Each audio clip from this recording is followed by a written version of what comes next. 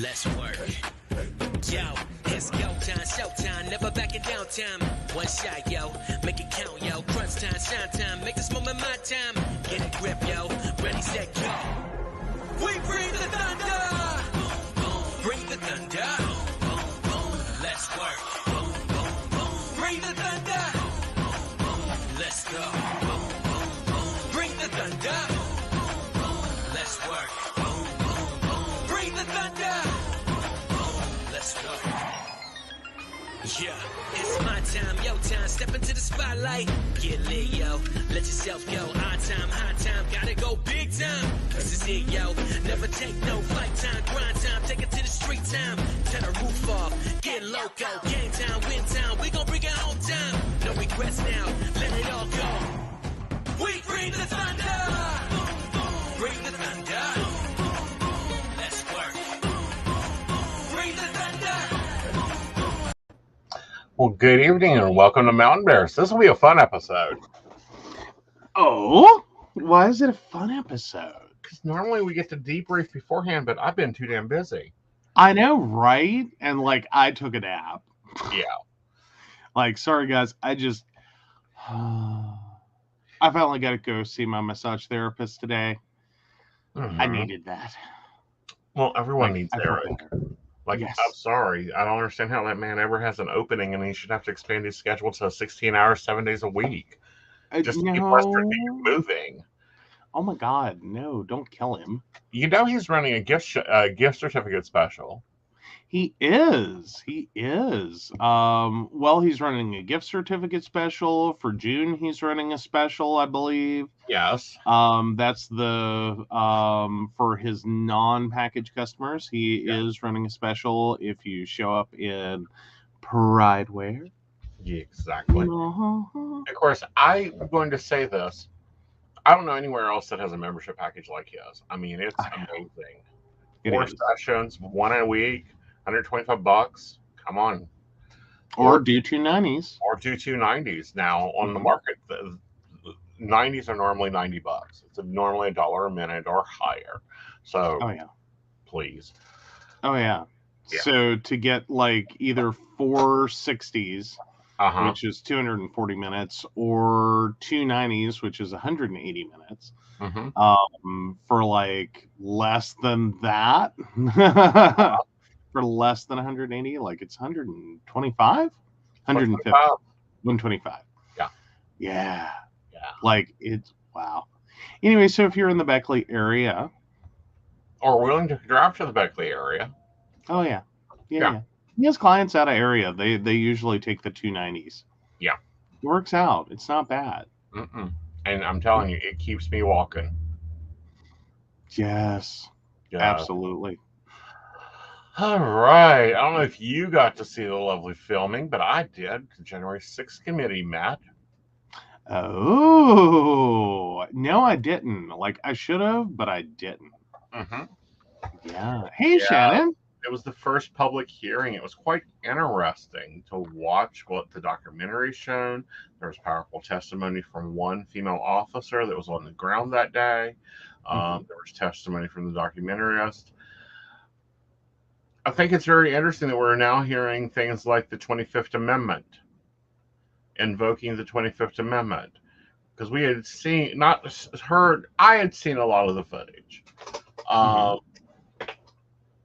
But there was a lot of, talk apparently of Pence invoking the 25th Amendment, thoughts of invoking the 25th Amendment, and also the extent that some of these people went to. I'm looking for charges. That's what I'm looking for, is more charges.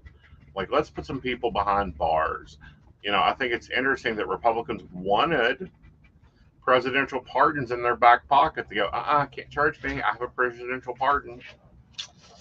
Yeah, that was a little annoying. Of course, we also saw the Republican nominee that's running for Michigan get arrested by the FBI for being part of the insurrection. That's very telling. Yeah, that's very problematic. Hey, Natalie. Hi, Shannon. Yeah, that's... but it was 2 hours long. I really liked Liz Cheney speaking. I think she spoke. Nor, she's one of those Republicans you can't help but not like. Like she works both sides of the aisle. Just because she is a Republican doesn't mean she doesn't see what's good for the people. Well, yeah, moreover, like she's more of the more traditional idea one has of what it means to be part of the Republican Party. Yes. Like Republican Party pre Roe v. Wade. Yeah. You know what I mean? Like, yeah. Not, but no, I really liked her speech. The chairman was very interesting. Although I noticed they didn't have a lot of big names on it, and I wanted to check something because I don't understand why somebody wasn't on the panel. And that is Warren.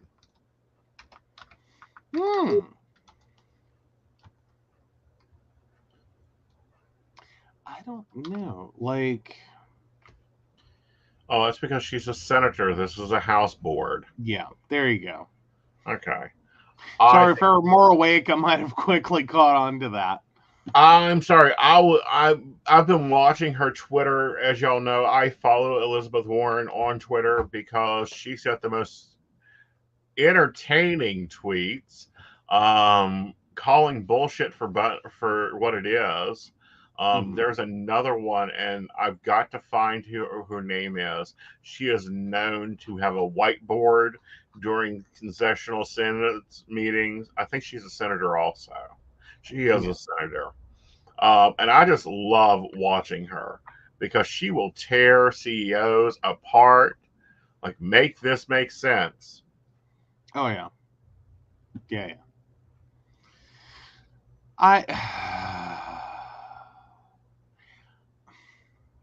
And see, I think that's going to be the big problem with January 6th hearing. Like, and it may bear out and work out better. Oh, and yes, Gwen, Depp versus Heard to January 6th trials. It's like, it is the year for legal action. Yeah. Like, because before Depp and Heard, it was, we were on, like, before Depp and Heard, it was the Roe v. Wade debate. Then before that, like, I think was Britney. Like, it was all Britney with a little mixture in of the Wendy Williams crap. Right. Which like the crap being a temporary conservator of her finances, so she can at least live as a person. Right. Which, I mean, so who did they end up assigning on that one, real quick? It's unrevealed. Okay, so not her son. Not her son. Maybe her son. We don't know. They sealed that case. That's the reason we're not getting any news about the cases. It's been sealed.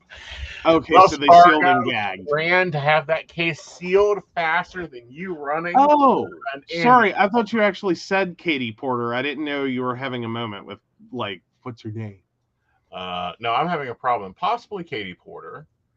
Yeah, no, Katie Porter's great. We love Katie Porter. Katie Porter is the one that, like, ripped JP Diamond a new asshole, or Jamie Diamond a new asshole. Things that happen when you live in North Carolina too long. JP Morgan and Jamie Diamond end up like slamming into each other. Yes, that's who it is. And yes, I sat there and laughed. I was like, where is my popcorn? When she takes Diamond to hell, it's enjoyable. Well, and it wasn't her and deal with and have. I want to see her go after the oil and gas companies right now. Well, for Jamie Diamond, like, he just had the easiest out in the world. Like, she's sitting there, she's explaining this. And all he had to do was go, look, I'm really glad that someone brought this to my attention. You know, we will fix this. No, we'll fix this. Like, that's all you had to do was go, look, I see your point. We fucked up. We'll fix it. Like, Brene Brown, my, like, ass here.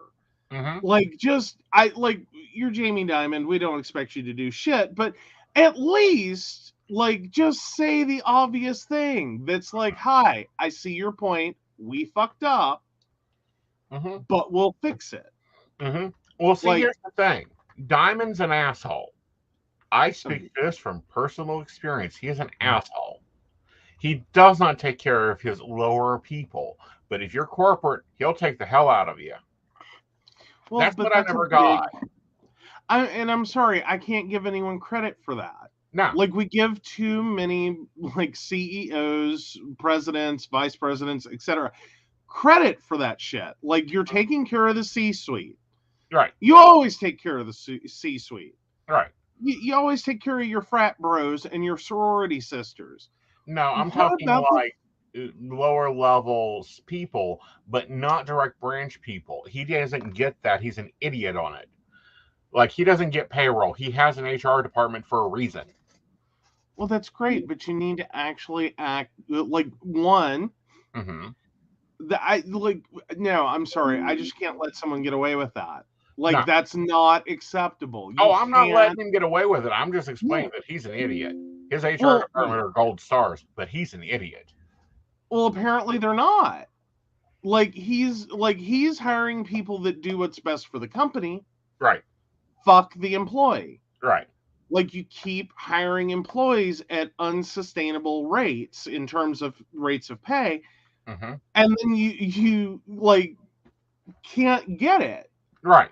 That if you're paying an employee this little money, what do you want them to do? Well, honey, how do you expect them to survive? Told you to go buy a new car.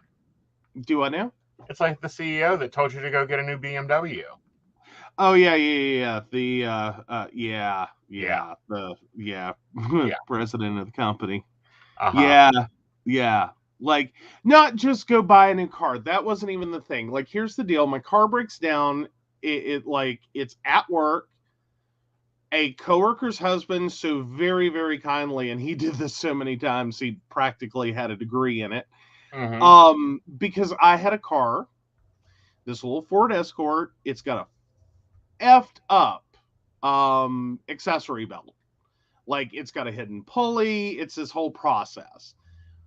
Anyway, I had hit like a pothole wrong and had like bent the shaft of one of the pulleys just ever so slightly. And it was one of those pulleys that the only way to replace it is to replace the engine block. So, of course, I can't afford to do that. So I just buy belts left, right, and center. And it breaks down at horrible, inconvenient places all the effing time. This time it was fairly lucky. It popped in the parking lot before I even pulled out. So I'm nice, I'm neat, I'm organized, I'm in a space. And this coworker's husband had agreed to fix it. Like, he comes over, he's working on the car. And I'm like so grateful, and I'm just, like, and I shouldn't have been. Like, I shouldn't have had to have had gratitude in that moment, but this is how fucked up we are as workers. I have so much gratitude for this, and I'm in the break room. Like, it's going to take him like an hour to fix it. Again, grateful. And like, I'm in the break room. I'm getting my little cup of coffee. Like, I'm in a good mood. Like, my car's getting fixed. It's not going to cost me an arm and a leg. Awesome. I'm back on the road for a Friday night. And he goes, isn't that your car being worked on out in the parking lot? And I'm like, yeah, I know, like, sorry, but like, that's where it decided to break down this time. And, doing it costs money. And he proceeds to launch into all the benefits of owning excuse me. Let me back up. All the benefits of leasing a BMW.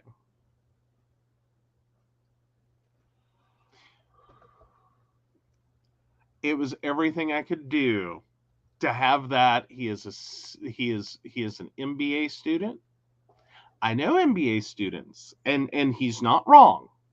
He's not wrong. Right. The problem is, like, you're playing chess on a different level than I am, buddy. Right. Like, I am down here underneath the chessboard playing chess. Right. With all the discarded pieces from like 6 different games, they're all broken. Right. None of them work together. None of them match. I'm doing the best I can. Right. And I'm having to remember that and just like, don't bite his head off. He's not wrong. Right. Per se. Right. And I'm just, but it is everything inside of me not to scream, you don't pay me enough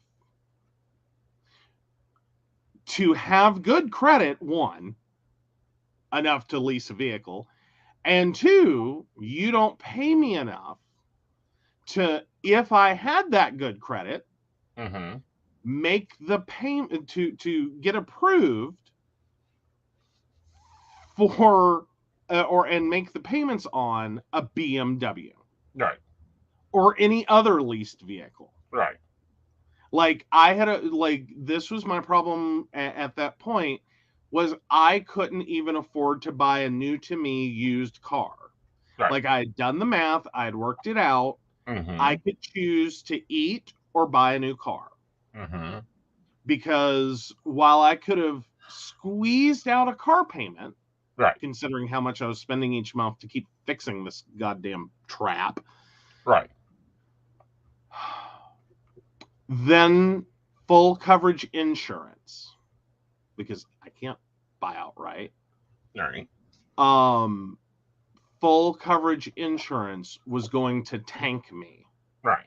Because yay, I have affordable rent, but I'm in a zip code that meant my full coverage insurance was going to be $400 and some a month. Right. Like, I'd gone to a dealership and had that letdown moment. Yes, I can, like, my insurance was going to be more than my car payment. Right. Like, one, that's heartbreaking.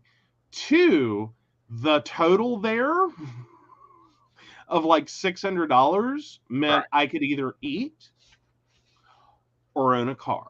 Right. Like, one of the two. Right. And trying to, like, and I knew trying to explain that wasn't going to work on someone who has the company pays his lease and pays the lease on his wife's vehicle, and they pay his cell phone bill, and they pay his internet bill, and they pay like all these things. Right. And then he gets a salary of it like 4, 5, 6 times what I make. Right. I can't explain that to someone in that situation. This is all gobbledygook to them. Right. Because what I make, they piss away trying to retain clients each month. Right. Without a problem. Like, it's no big deal. Right. But when it comes to employees, right, good luck. Yeah. So, yeah. And that's the same place Jamie Dimon's at. Right. Is good luck explaining this to him, because he doesn't get it. The numbers are too small. Right. He doesn't, like, what's $30,000? Right. Like, that's not a problem. You just, right, write a check. Right. Put it on your credit card. Hi, Sheila. Hey, Devin. Hey, Sheila. Yeah.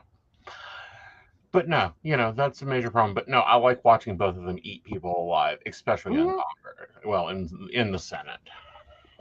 Oh, yeah. Yeah. No. Love when Katie Porter gets to rip someone apart. Like, that's always the best. Granted, Warren's amazing. Yes. But Katie Porter really just smacks someone between the eyes, and her damn props are amazing. Like, all right, here's my whiteboard. Like, I don't know. Like, how can you not know the minute she brings up the whiteboard, you're fucked? Right. That should be your first thought. You see the whiteboard come out with Katie Porter, you just need to go, I'm sorry, I'm fucked. Right. Like, that's it. You're done. Right. Like, just shut up now. Well, speaking of government, we should speak about our joke of a governor. Jim no. Justice. Apparently, he doesn't like the survey that came out from Wallet Hub. Oh God, the Wallet Hub survey. He's Yes. so mad about this. Mm-hmm. Yeah, liberal Fruit Loops are apparently out to get Governor Justice. That's what he decided to say in the middle of Pride Month. Right. Is liberal Fruit Loops are out to get West Virginia. Right. And that West Virginia is fucking phenomenal. Did you not know? So like the fact that we're ranking like 50 and 51st, because don't forget those, U.S. territories, that are also included in this. Right.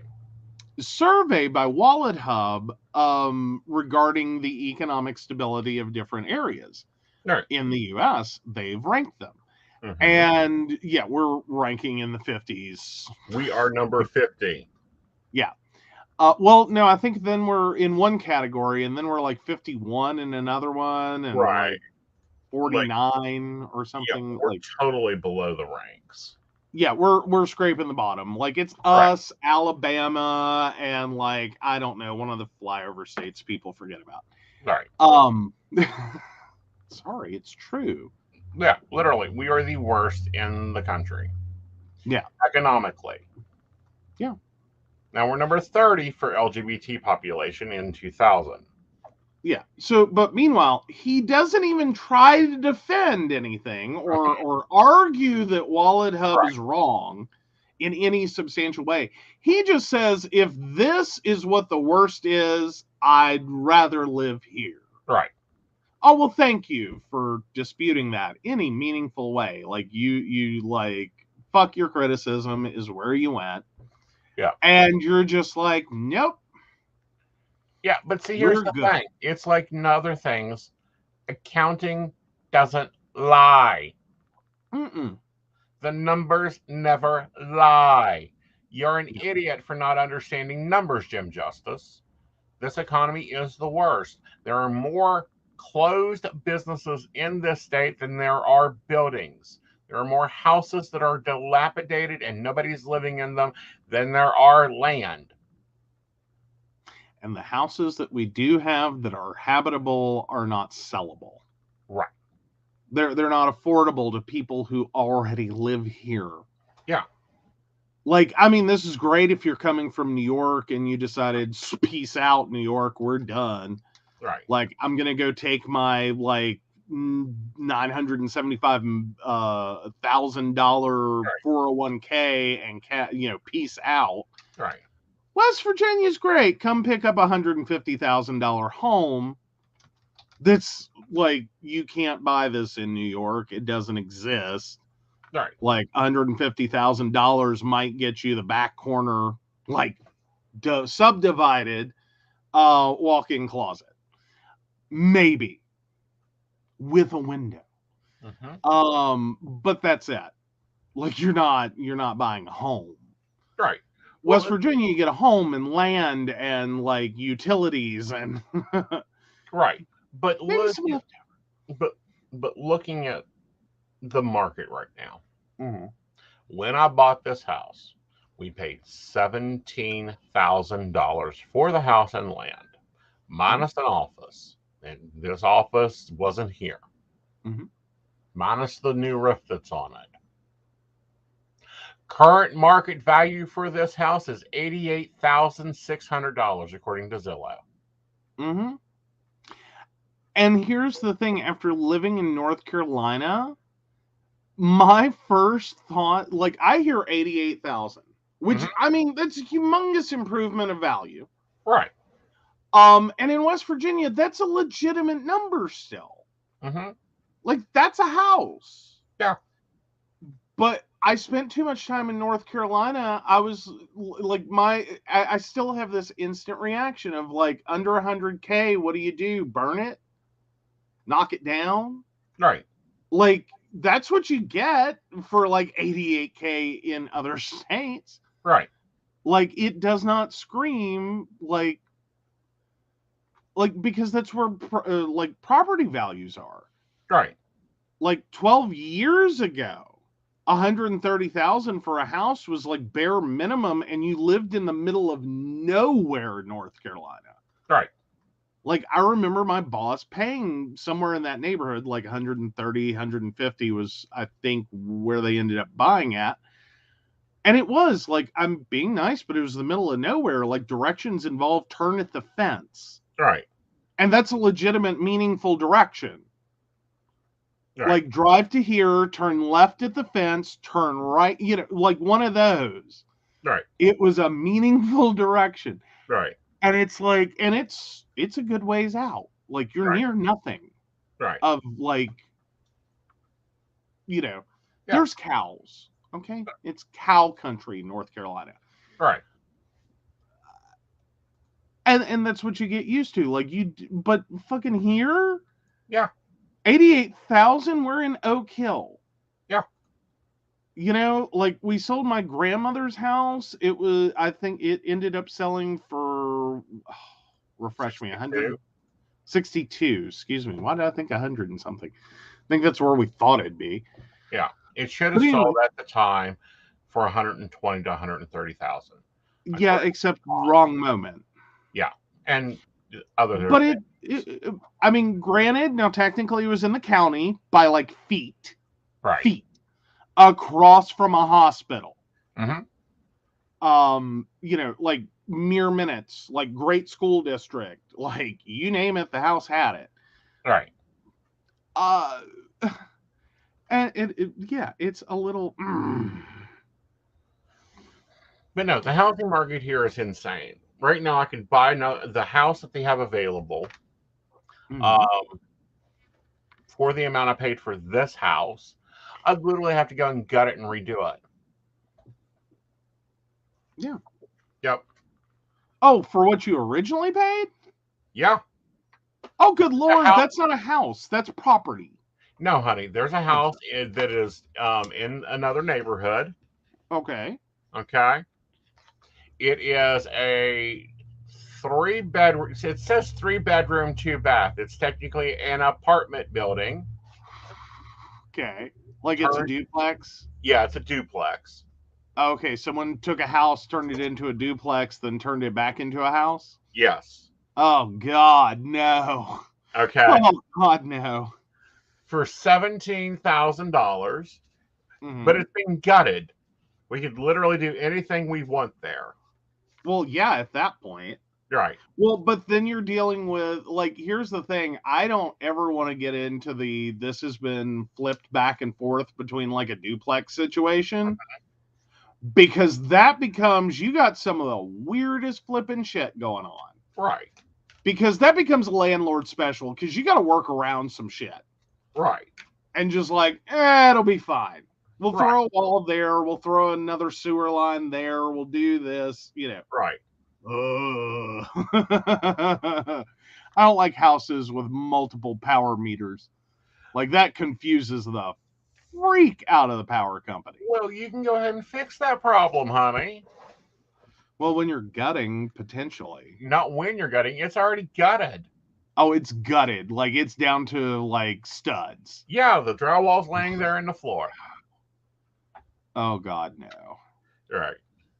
Like, sorry, that just... no, also, it's in a floodplain. We are not in a floodplain. And I'm a mortgage. No, sorry. Yeah. Like, I understand, like, poor Welch and Mullins, West Virginia. Like, y'all, like, we love y'all, but how many times that damn house got a flood? Like, Shelley, how many? Yeah, Shelley, there are some lovely places in Nitro. I just can't live there. Oh, is that one of the blackout areas for reading? Yeah. Yeah. Yeah, Nitro and little like they don't like the tarot readers. No. They're not cool with that. Yeah. There's a few places still. And it's one of those, it may not apply technically. As in, like, here's the thing. You may go there, do readings, everyone's going to be happy. No one's going to give you grief. They'll help you set up your store. Like, you can do all kinds of stuff there. Yep. And they'll never say a word. Or You could go in, that same situation can happen, and like 20 years later, you're a well-established business, you're tied to the community, you're 2/3 of the way through a fucking mortgage. And then the city, the county rain down on you. Mm-hmm. Like, and just railroad your ass out of town. Right. Or you get there and like you do one flipping reading and get arrested. Like, because technically they can at any point. Like, it's old laws. Yeah. It's old laws. It's like the beat your wife on the courthouse steps on Sunday. Yeah. Which I wonder if they updated that. Yeah, well, probably not. Well, no, I wonder if because I think that when gay marriage came through, mm-hmm. they therefore had to update everything. Did they even look at what they were updating, or did they just do a Google Docs word search replace? No, I'd say they didn't even touch that one, because that was going to open the doors to and then next election. Right. Oh, so and such senator reauthorized the law that allows you to beat your spouse. That's a campaigning nightmare. Like, let's not touch that one. Like, I think that was a look around the room. Like, can we just all agree not to touch that one? Just leave it alone, because we'll want to repeal it. Then someone's going to get pissed. Right. Only at noon on Sundays. Yes. Only on the courthouse steps, and you cannot use a switch bigger than his or her thumb. Yeah, well, no. But it's there. Like, I mean, here's the problem when you have old laws on the books. Technically, right, it is like, it's still law, even if it is like no one chooses to enforce it, no one chooses to do it, no one ever does anything with it. It's still there. You can. Like, it doesn't mean you're gonna not go to court and find yourself having to defend yourself for doing this thing that is perfectly legal and enshrined in law. And like, there's no telling. Like, it may end up that someone has to go do it, get arrested, fight it in court, fight it to the West Virginia Supreme Court, that then goes, fuck no. No, no, no, no, no, no, no, no, no, no, no. Right. Like, nope. We're going to nope right out. And that still doesn't repeal the law. It just qualifies that no, no, no, no, no, no, no, no, no. Right. We do not condone this. Right. Again, but it's legal. You can. You can. It's stupid. It shouldn't exist. It should have been repealed long ago. I would think we could get an entire, House and Senate of West Virginia to go, let's kill that one. No, it's not even a House and Senate. It's county commissioners. It's 4 county commissioners, because Fayette County has 4. Yeah. Because it's a county law. But how many other counties? I don't know. Like, seriously, how many other counties? Right. Like, becomes the question is, because then it's a local ordinance, but even still. Right. Like, why just take out one by one? Yeah. Because, again, that still puts you back having to argue with the state and argue with the state Supreme Court. That, all right. No. So we've got a question. Let's go ahead and take it. We do. All righty. So, and I'm using the Black Deck of Tarot. Oh, you are. Oh, very cool. So, yeah. You ready? Yeah. All right. So, Devin, 3/16/78. Will I be able to get a motorcycle this summer? Devin, he's already shopping for you. Found a gorgeous Harley today. I found a nice Kawasaki that I could live with. I got turned down on both. You found a nice Kawasaki you could live with. Yeah, if you buy it, that's who you'd be living with.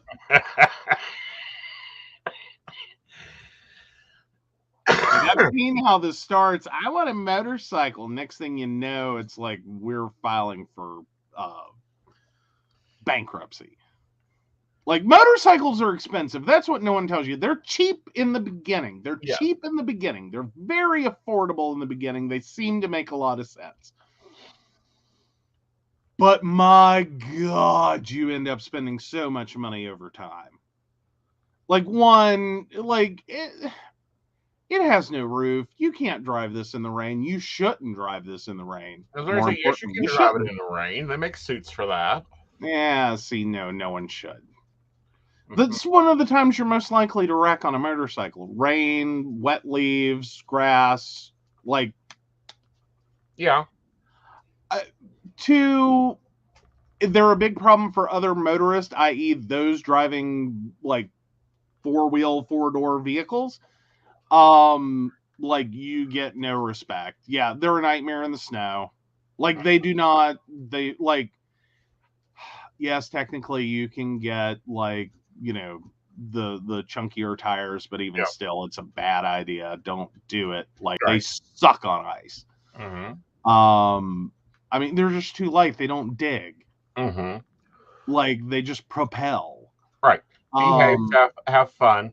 I personally want a trike. I personally want one with a touring package on it.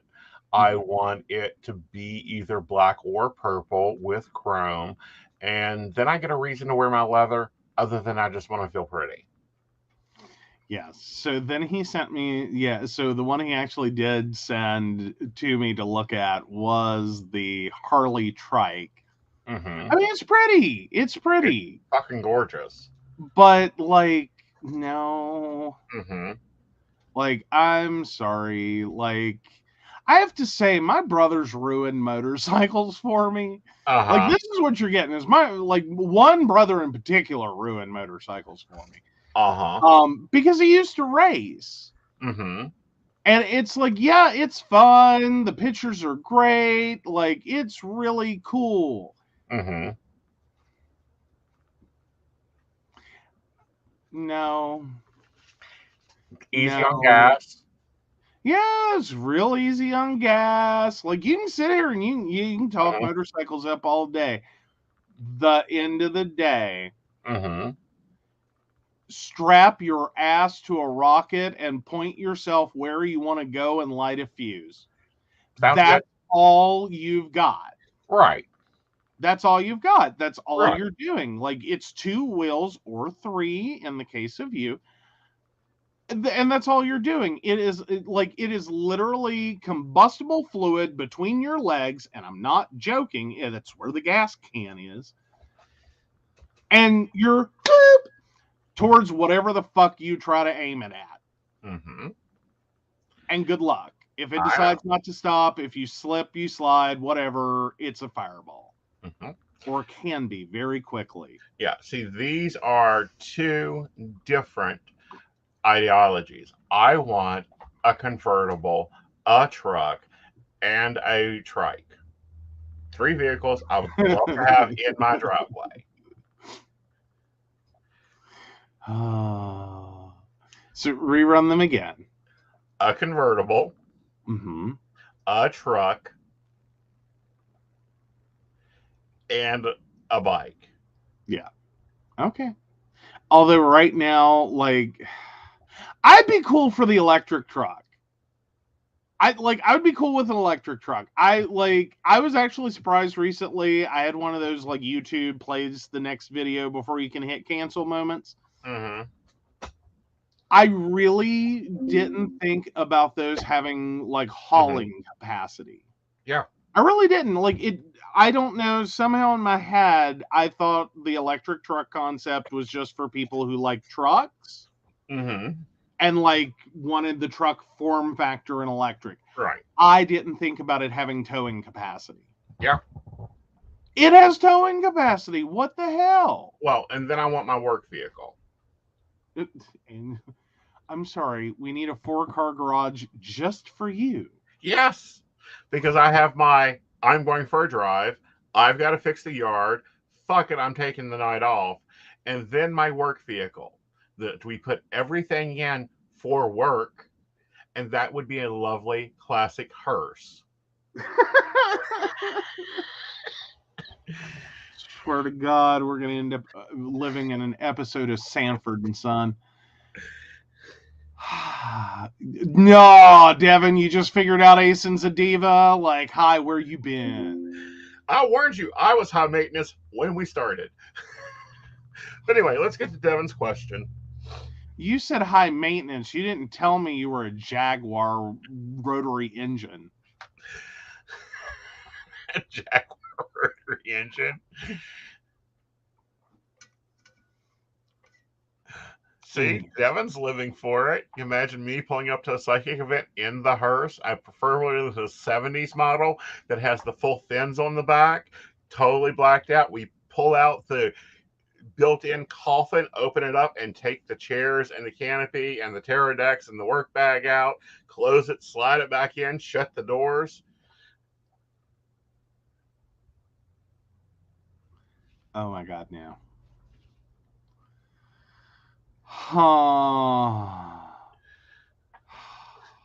Yeah, Shannon says those Jags are ridiculous. I don't want to pay $2,000 every time I need air in my tires. Yeah, it's basically where the Jag lives. Like Jags are a nightmare. You own them because they're pretty and because they're a status symbol. You do not own them as reliable transportation. See, I don't like the Jags. The seats are uncomfortable. It's too compact. Personally, when I look at a convertible that I like my Mitsubishi Eclipses. I really like the BMW M3s, and I'd settle for one of the Sebrings. Oh, you'd settle for a Sebring? Yep. Meanwhile, the Sebring, really? Yeah. Like, do you know what the maintenance record is on one of those? They're a fucking nightmare. They're like, sign up for a Jag. You might get more drivability. Yeah. Okay. All right, so let's look at this motorcycle endeavor. This here shows me you need to look at what you want in that cycle. What's the engine capacity?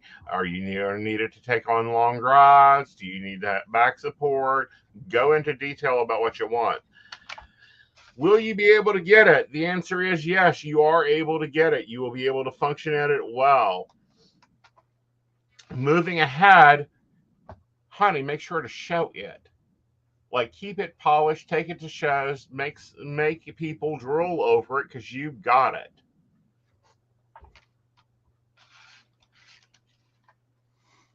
Oh, Sheila had a Miata. Uh-huh. Those are cute. Like, I would allow a Miata. Mm-hmm. Like, they're actually fairly reliable vehicles. Mm-hmm. Like, I had a boss with a Miata. She loved it. I can never get into it, but But well, no, I take that back. I did get into it once. Mm-hmm. Like, I did. It was a little cramped. Like, I was a little bigger than I am now, but it was cramped. It was like I wouldn't want to drive it. Like, I would have my knees halfway through the steering column. Like, right. I don't. Yeah. Oh, Shannon, I hated, like, here's the whole reason I got the Soul. I was sick and tired of cars that didn't fit me, because this is a recurrent theme through vehicle ownership and vehicle driving that I've had. Ford Festiva was not as bad as you'd think. Right. It really wasn't bad. It wasn't as comfortable as it could have been, but it wasn't bad. The Mercury Topaz, dude, that thing was so tight. Like, it was a little shorty people car. The Escort, again, short ass people car. Like, really short ass people car. Meanwhile, worst cup holder situation I've ever had in a vehicle, bar none, was the damn Escort. Like, Ford, what the fuck were you thinking? Right. Like, they all sucked. Three cup holders, all of them are useless. Like, seriously. Then driving my grandmother's Mercury Sable, not bad. like surprisingly not bad. Like it takes a lot of flack as a granny car because it is. Mm-hmm. I will say the car was surprising once you finally got to fourth gear. Like it was a struggle. Mm-hmm. Like they geared it for like 25, 35, 45 miles per hour. And then you hit at 55, fourth gear. Right. And all of a sudden the car has all the power in the universe for that V6. Mm-hmm. But no, if I ever get the TLC contract or the big contracts, you can expect a garage. Alrighty.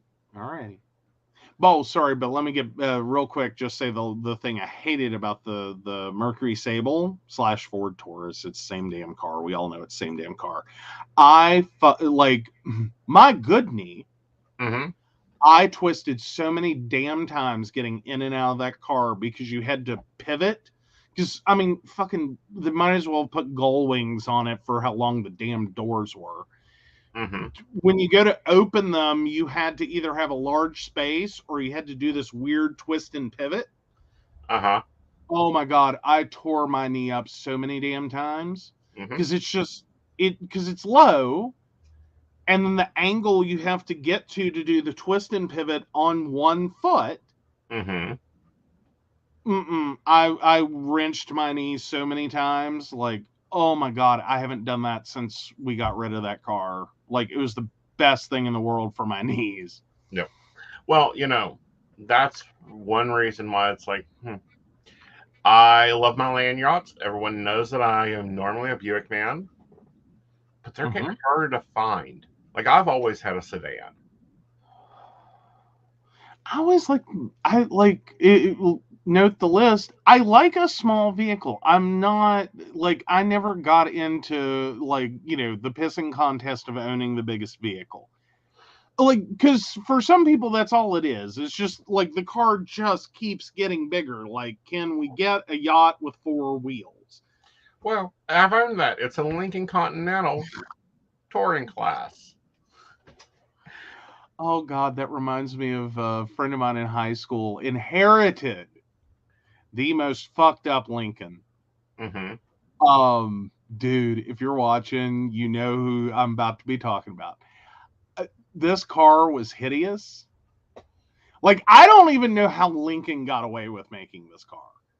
Okay, it was a Lincoln, I think Mark IV. Mm-hmm. Baby blue, two-tone. Uh-huh. Baby blue with a red leather interior. Mm-hmm. Okay, red carpet, everything. Baby blue car, red leather interior. None of this goes together. Right. And it had the worst ideas I think any car manufacturer has ever goddamn had for features.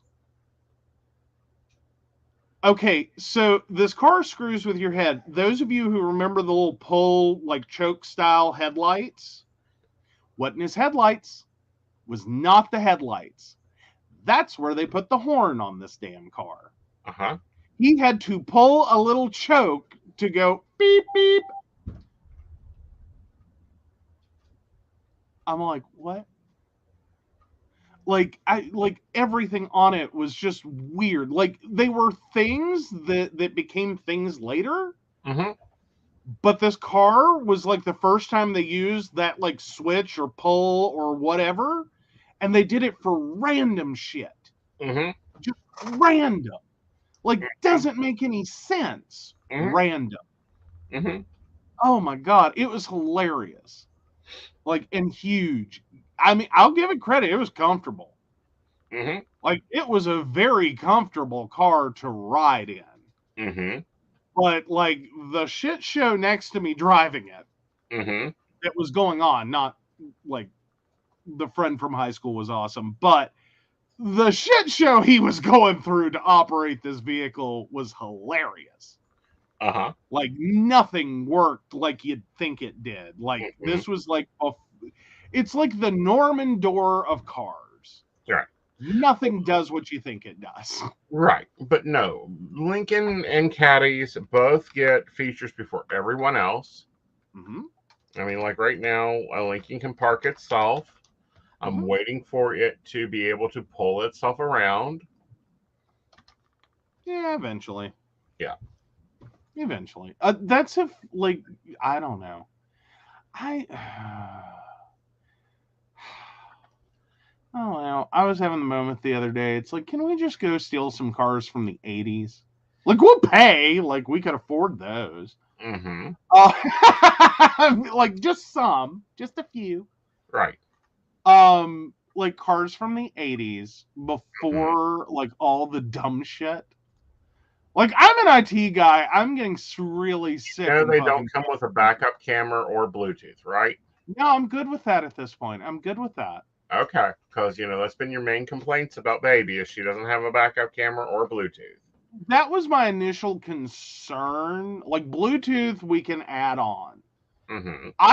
I'm getting sick and tired of the computers that control every last detail of the vehicular experience. Like, I'm cool with a computer chip that handles, like, engine timing and shit like that. Like, you do that. You rock that. Be awesome. Like, I'm cool with fuel injection. That's about where my car technology ends. Right. Like, I get it. It's nice. It's pretty. I like it. I enjoy it when it works. I'm getting sick and tired of the shit breaking down. Yeah. Like, can we get some sustainability? Can we get some accountability from flipping automotive companies for putting this shit in? Yeah. That you're going to, like, do something beyond sell it to me?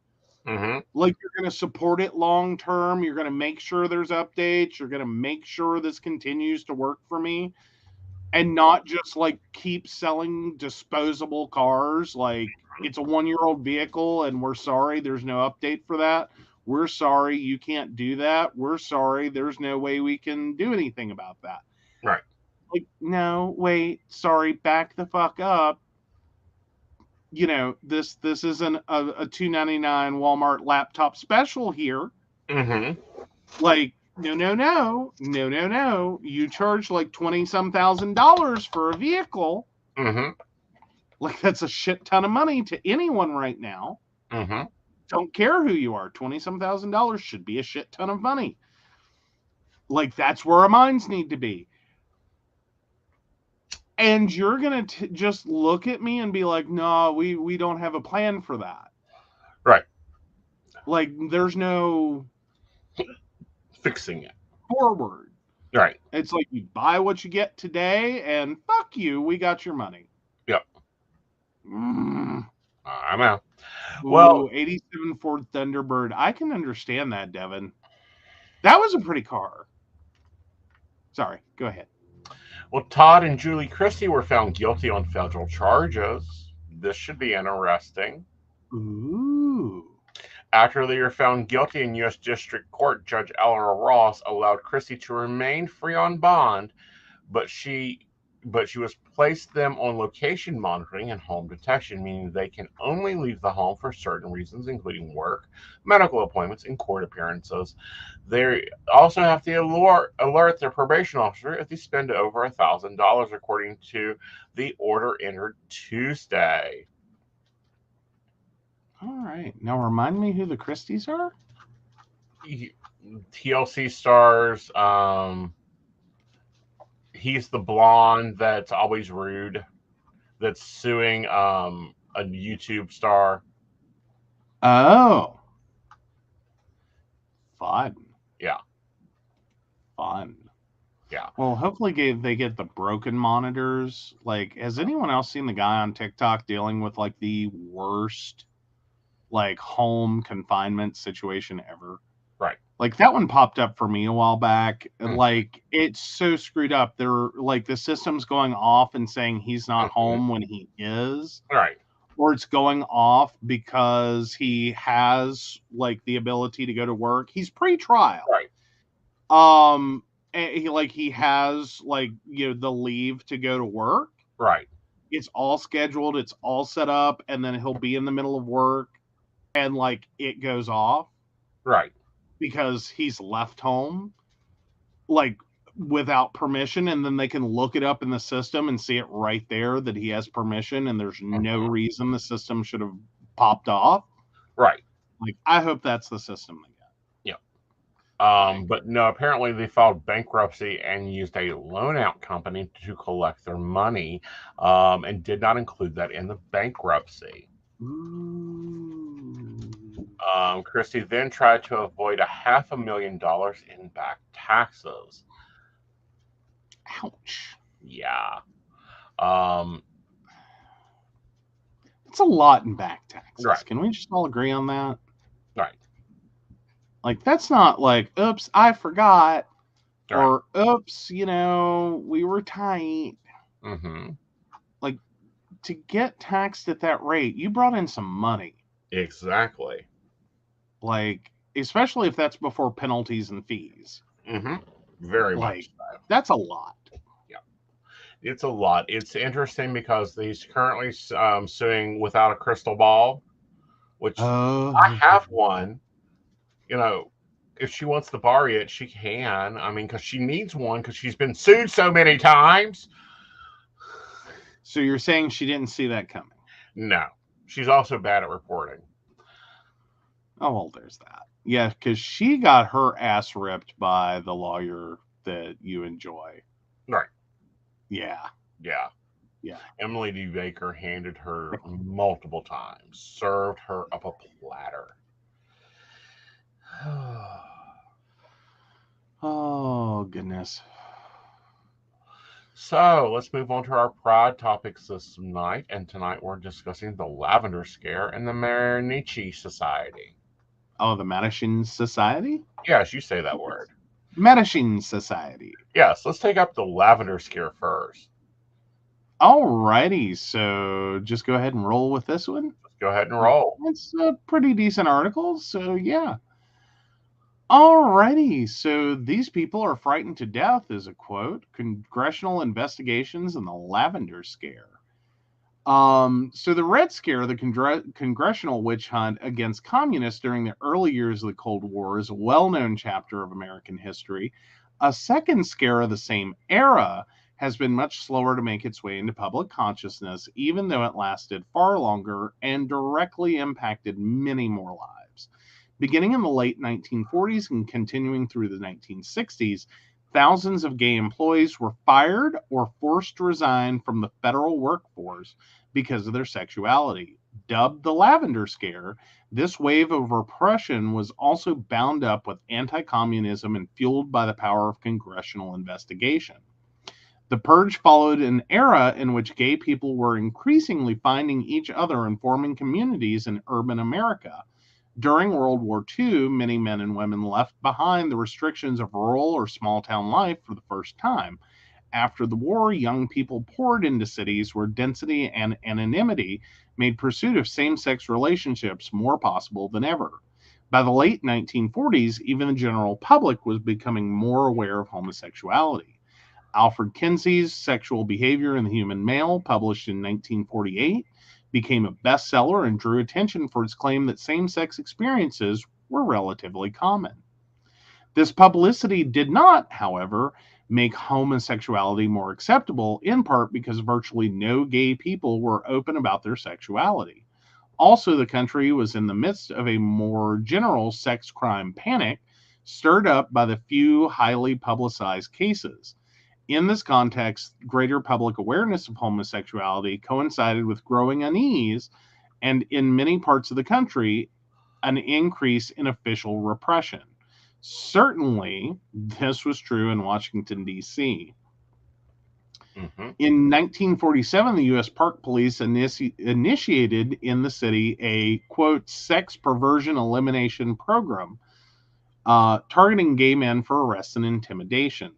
A year later, Congress passed an act for the treatment of sexual psychopaths in the nation's capital. That law facilitated the arrest and punishment of people who acted on same-sex desire and also labeled them mentally ill. Homosexuality was perceived as a lurking subversive threat at a time when the country was coping with tremendous social change, as well as a rising anxiety about another lurking subversive threat, communism. Enter Senator Joseph McCarthy, whose rhetoric explicitly associated communists and gay people, turning the slow burn of repression into a firestorm. On February 9th, 1950, McCarthy delivered his now famous speech in which he claimed to have a list of 205 known communists working at the State Department. On February 20th, McCarthy spoke at length on the Senate floor, offering more specifics about some of these individuals, this time characterizing them more broadly as, quote, unsafe risks. 2 cases concerned homosexuality. Case 14 was, according to McCarthy, a known homosexual who had been ousted by the State Department but then rehired. In his discussion of that man and of Case 62, McCarthy directly linked homosexuality and communism. A top intelligence official had reportedly told him that, quote, practically every active communist is twisted mentally or physically in some way, end quote. McCarthy implied that the men in these 2 cases were susceptible to communist recruitment because as homosexuals they had what he called, quote, peculiar mental twists. Just over a week later, Deputy Undersecretary of State John Purfoy testified before a subcommittee of the Senate Committee on Appropriations, revealed that the State Department had ousted 91 homosexual employees as security risks. This was not a complete surprise to the Senate. In 1946, its Appropriations Committee had expressed concern about security risks in the State Department and even attached to that year's appropriations bill a rider giving the Secretary of State broad discretion to dismiss employees for the sake of national security. For the sake of national security. Mm-hmm. In response, the State Department had put in place more stringent security checks and begun rooting out homosexuals. This purge, specific to state, had been proceeding with relatively little publicity. However, Purfoy's statement about the 91 coming as it did right after McCarthy's 2 speeches sparked a press frenzy and public outcry. Mm-hmm. Political rhetoric increasingly linked communists and queers, quote, many assumptions about communists mirrored common beliefs about homosexuals. Both were thought to be morally weak or psychologically disturbed. Both were seen as godless. Both purportedly undermined their traditional family. Both were assumed to recruit. And both were shadowy figures with a secret subculture. Unlike communists, however, homosexuals were being uncovered, a fact that encouraged further pursuit. Shortly after Purfoy's revelation about the 91, a subcommittee of the Senate Foreign Relations Committee looked into McCarthy's charges about communism or communists in the State Department. Known as the Tidings Committee after its chair, Senator Millard Tidings, this committee focused on loyalty risks rather than the broader category of security risks, largely skirting the issue of homosexuality. Disputes broke out over this scope. Critics deemed the committee's narrow inquiry a whitewash orchestrated to shield President Harry Truman's administration from criticism about subversives in government. Some members of Congress, driven by partisanship, political opportunism, concern about national security, alarm over, quote, perversion, general suspicion towards the federal bureaucracy, or some combination of factors, pressed for further action. 2 congressional investigations into homosexuality in the federal workforce followed. Now, what I find interesting is this is during the same time that we have a director of the FBI cross-dressing on Tuesdays. Yep. This was same time. Same time. And we see this now today. We're seeing echoes of this. We're seeing communism echoes. We're seeing a fucking church call for the execution of all homosexuals. This is more than 70 years old history, and we're still repeating it. Mm-hmm. Yeah, pretty much. And those idiot young pups out there, the L does not stand for legacy. It stands for lesbians. They go first because they were the first in. Yes. Oh, Westboro Baptist, says Devin. No. Westboro Baptist is, already on the mark. Give me a minute. Mm-hmm. So, yeah, no, I mean, and there's a whole book that really delves into this. And I picked it up at my local library of all damn places in West Virginia. I believe the title really is The Lavender Scare. Mm-hmm. And it details, it goes really into a deep dive, not only of what happened, like with McCarthy going forward, but like literally there was a point in her, like, imagine this if you can. There was a point that the U.S. government was primarily gay and lesbian. Like your senators, your congressmen, your clerks, your pages, your administrators. DC was as gay as it got. End for end, the United States federal government was run by gays and lesbians. Who else is going to work 80 hours a week? Fair enough. In your private chat. Okay.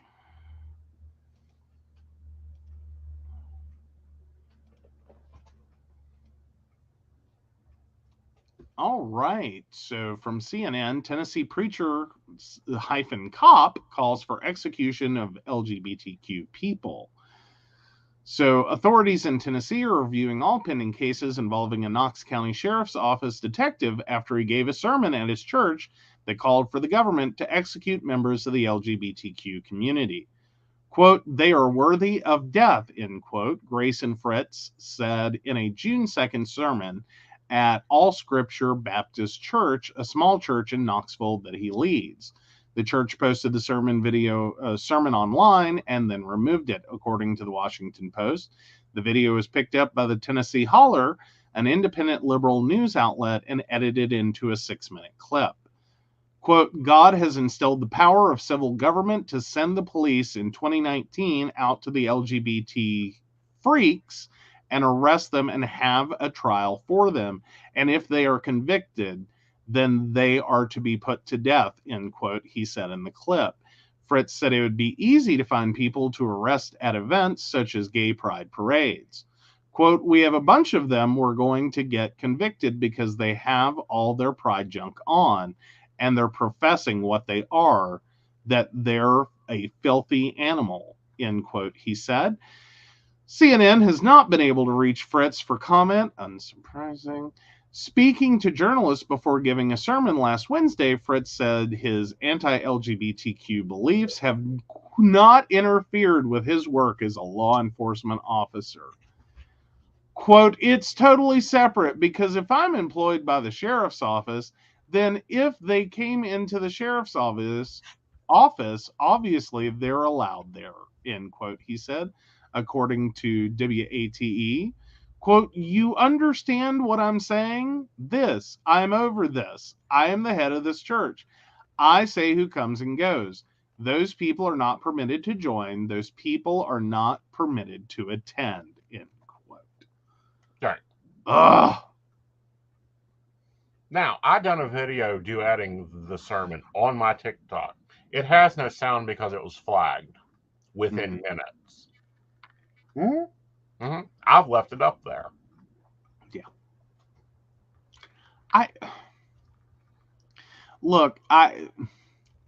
How do you keep the two separate? You don't. Like if that's your claim, I want to hear it detailed. How do you keep this separate? Mm-hmm.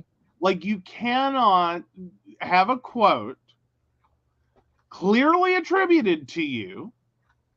Like, there's video of it. Mm-hmm.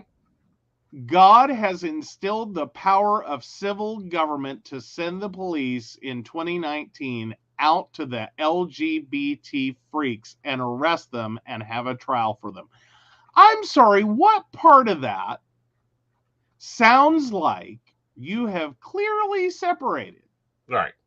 Clearly separated. these two things. Right. Like, I'm not seeing it. Right.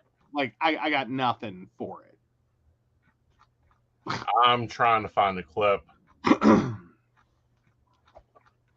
I want to talk about it. I wasn't planning on talking about it, but fuck it. Hey, I'm cool with it. Like, it goes with this month's theme. Like, this is, and it's the modern equivalent of the same crap that started back in the 40s and 50s. All right. Like, this is the same thing. Oh, there we go. I think Shannon may have shared the link.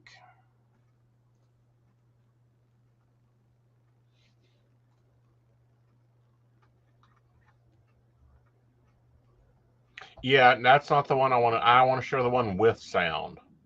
Yes. Yeah, I'm going for the original, guys, so they can't say we edited it. Oh yeah. Almost there. Okay. But no, but getting back to the lavender scare, like,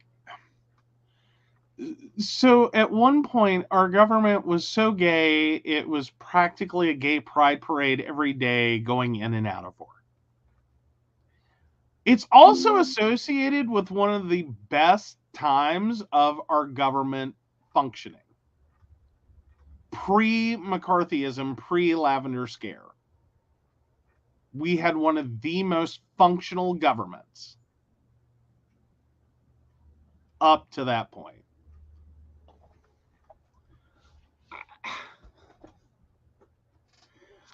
And then they start this crap, all because here's the theory.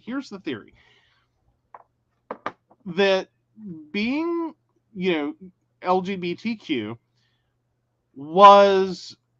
posed a security risk or a loyalty threat because this secret could be used to blackmail someone into working against the government.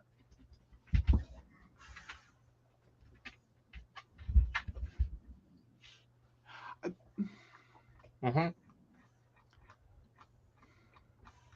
But they'll elect Trump to work for Russia.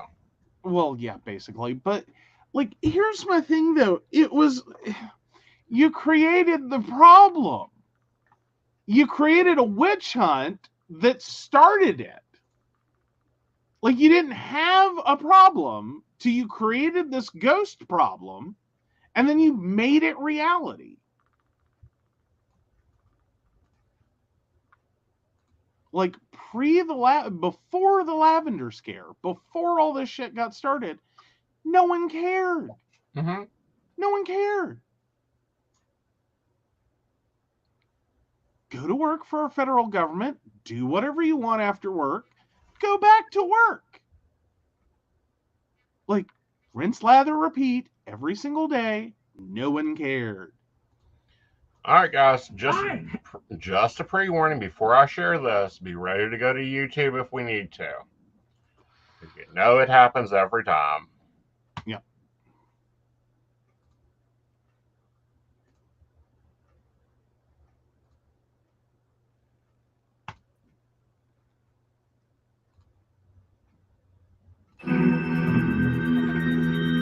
The purpose of this sermon is to show you that our government, like the police, like the federal government, the police, or what have you, should enforce Leviticus 20:13. The United States government or local government, Knox County government, Tennessee government, should put murderers to death. Right. Should put rapists to death. Amen. Should put kidnappers to death. Amen. Should put adulterers to death. Amen. Should put sodomites to death. Amen.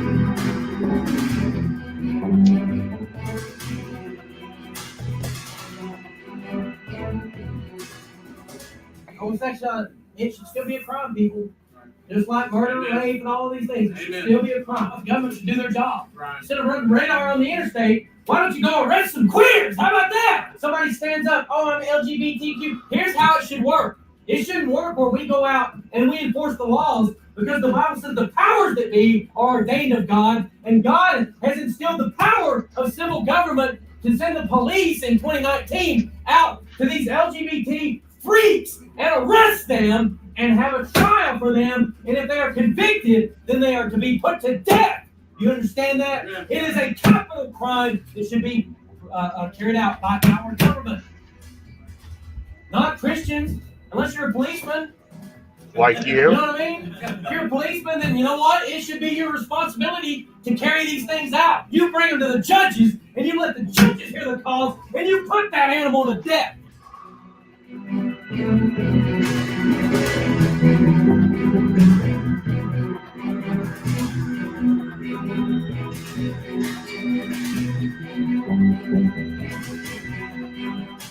God creates a woman and gives it to the man. That is natural.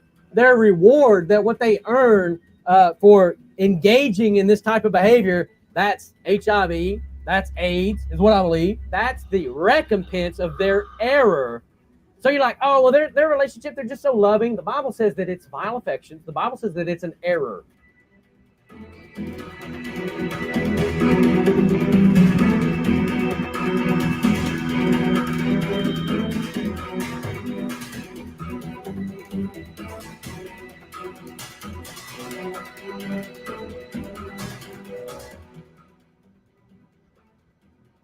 Because you know what? That guy that's just, some twinkle toes that's walking over there and he's handing you your Clinique makeup, this is how he is in his heart, is what the Bible says.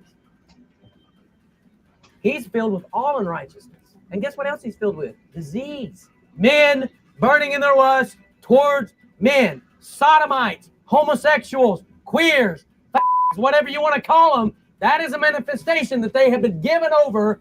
And a character trait of them is that they hate God. And the Bible says in Psalms 139 that we should hate them. Do I not hate them, O Lord, that hate thee? And it says right here that if you don't hate them, that God's wrath is upon you.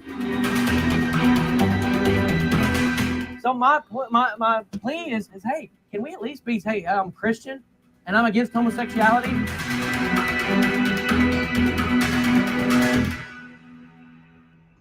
All right. Yeah. That's like the version. 2013 says that they ought to be put to death. Oh, let's get it stopped. There we go. There we go. So here's my thing. Like, one, I'm just sitting there through that going, I should be more shocked. I should have more problems with this. I should be sitting here going, and it's reprehensible. It's horrible. It's a lot of things. But at 39 years old, I can't say I haven't heard all of it before. Like literally every word. Right. Now, I do want to point out some things since he's quoting Leviticus. One, he shouldn't be wearing the position he's in. According to Leviticus, you can't work for the government. He also should be stoned to death for the clothes he's wearing because they're mixed fabrics. I'm quite sure of that. Silk tie with cotton shirt and a polyester suit from J.C. Penney's. Well, yeah. Those are mixed fabrics. It is against Leviticus. He's an abomination and should be killed. If he's ever taken a Tylenol before, he should be stoned to death. Well, and that's technical Leviticus, and the problem with Leviticus entirely is, like, at least if you're going to do your religion hardcore, then fucking do the whole thing. The whole thing. Like your Old Testament, which, for those of you unaware, not that anyone should be, but like the New Testament superseded the Old Testament, wiped a bunch of this crap out. All of it, in fact. Mm-hmm. Like, there's a whole, 4 books that detail that? 5. If we count the Gnostic Gospels. The old laws are no longer laws, according to Jesus. I believe it's in Matthew, Mark, Luke, and John, and the Apostle Thomas. There you go. Like Matthew, Mark, Luke, and John. Quite frankly, they're 4 different perspectives on the same thing. Right. Like they're virtually identical. It's just 4 different perspectives. Right. They're the most annoying 4 books of the Bible, by the way, to ever have to memorize for a Bible bowl. Right. Because some of the sections are so closely worded. Right. That it gets confusing. Is it Matthew, Mark, Luke, or John? And it's like, it could be any of them. Right. Like, all depends. Anyway. So it's been reinforced a number of times. I was looking for the direct quote in scripture. It's Matthew 17 through 20. Mm-hmm. Don't you understand why I've come? I did not come to abolish the laws of Moses or to write of the prophets. No, I came to accomplish their purpose, to tell you the truth. Unto heaven and earth disappears. Not ever the smallest detail of God's laws will disappear until its purpose is achieved. So if you ignore the least commandment and teach the others to do the same, you will be called the least in the kingdom of heaven.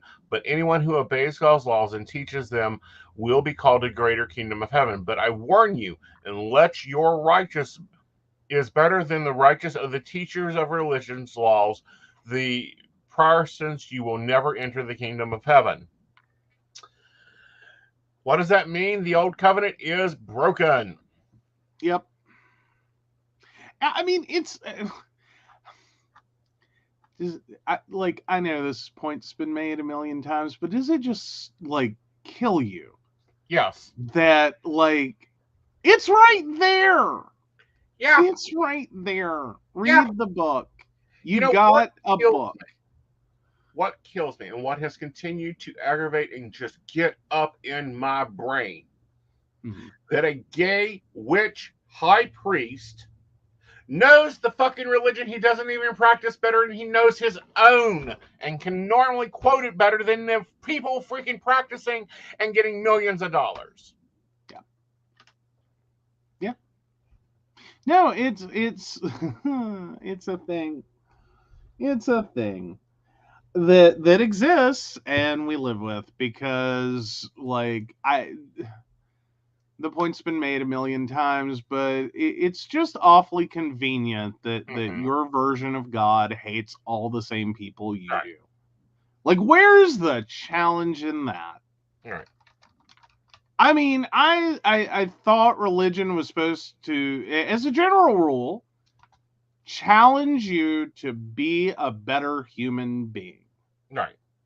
Yet we have entire like churches and denominations, right, that forget all that.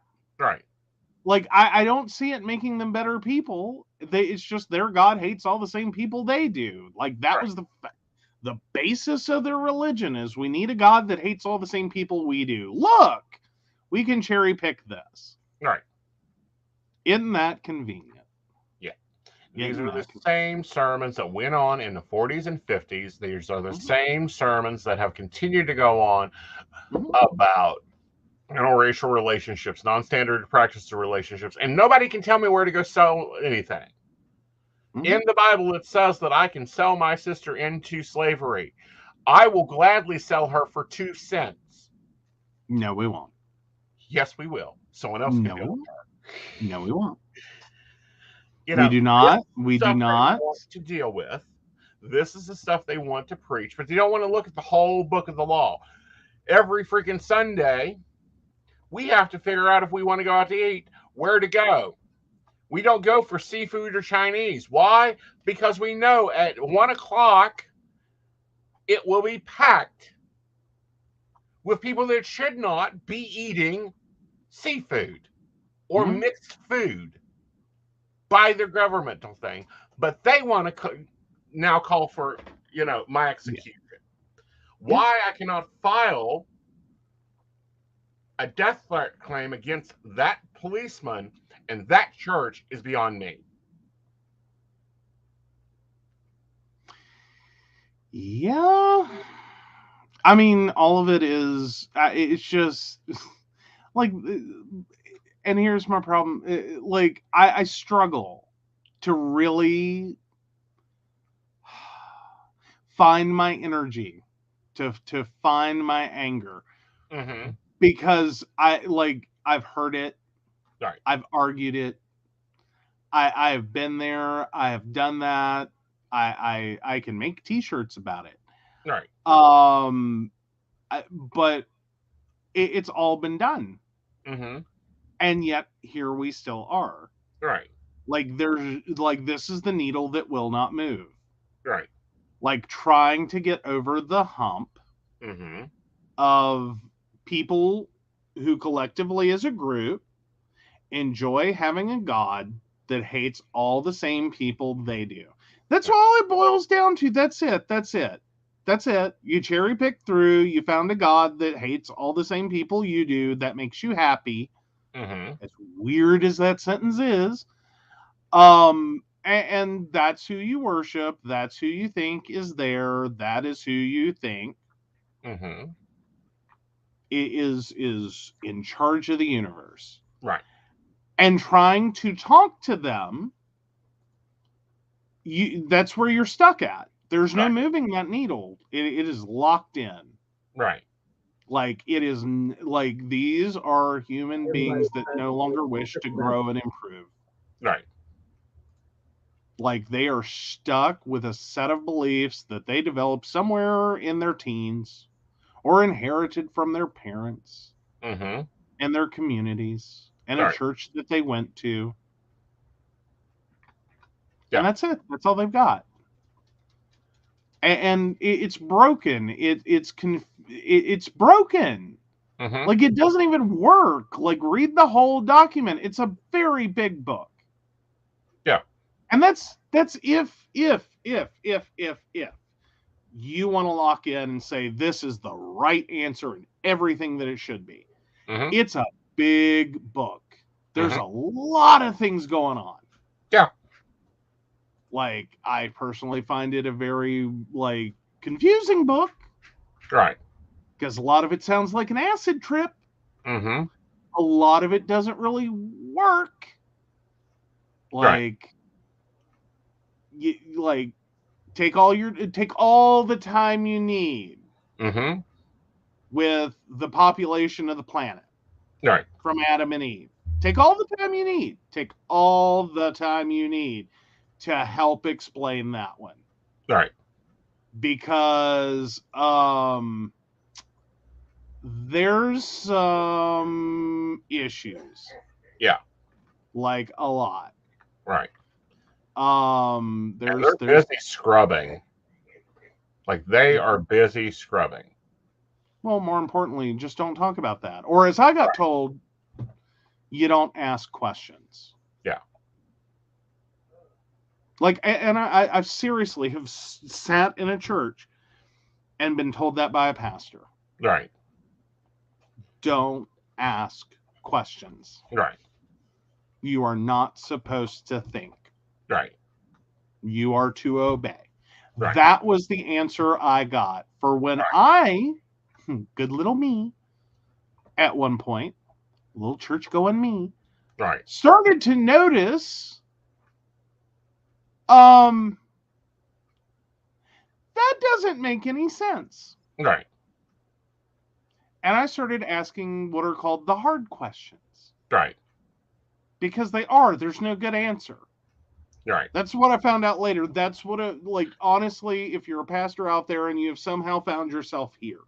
Right. If you take away nothing. Right.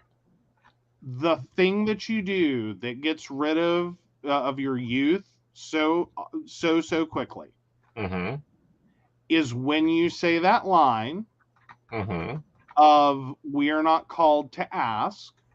Right. Or we're not supposed to question. It is for us to obey. Right. When you say that, right. No. Right. That's where it all unravels. Right. If you want to know what you say in that moment, I don't know. It is one of the great confusions. Right. I don't have good answers. There's a lot of philosophical debate. Mm-hmm. We can look at that together. You want to keep some butts in pews? Say that. Because when you tell people that they are not supposed to think about it, mm-hmm. that sends up red flags. Yeah. Sends up a lot of red flags. Yeah. Just going to tell you, it really does. Right. But for so this looks to be a following of about 40 people. This is dangerous. He is a police officer. Mm-hmm. People wonder why we do not trust the police, why we still stick to the old rules, why we still don't go out at late night, why we still watch where we go. We don't go alone. We do we don't go to certain areas. There's blackout areas we don't go to. Here's why. Well, and it's why I have issues with "In God We Trust" on the back of a police cruiser. Which one? I hope they don't trust in Loki. Can you imagine Loki and the policeman? Yeah, I don't think that's the problem. Maybe that's the problem. Maybe they're trusting in Loki. Yeah, maybe. But no, I mean, it's why I have problems with "In God We Trust" on the back of police cars. Mm-hmm. That is not on courthouses. This is why I have problems with I'm sorry, if I break down in the middle of the night, the last place I want to walk into is a church. Right. I don't know what that's going to become for me. Right. Am I going to walk into some nice UU and I'm going to be welcomed and appreciated as a human being, and here's some cookies and coffee. Right. Do you need somewhere warm to wait? Or am I going to end up with this dude? Right. Sorry. Okay. Yeah. Sorry. I didn't have the fucking site muted. It's okay. It happens. Yeah. But no, you don't know what you're walking into. We have to be self-independent. This is why gay people don't rent houses. We buy them. This is why we don't get jobs. We own them. Yeah.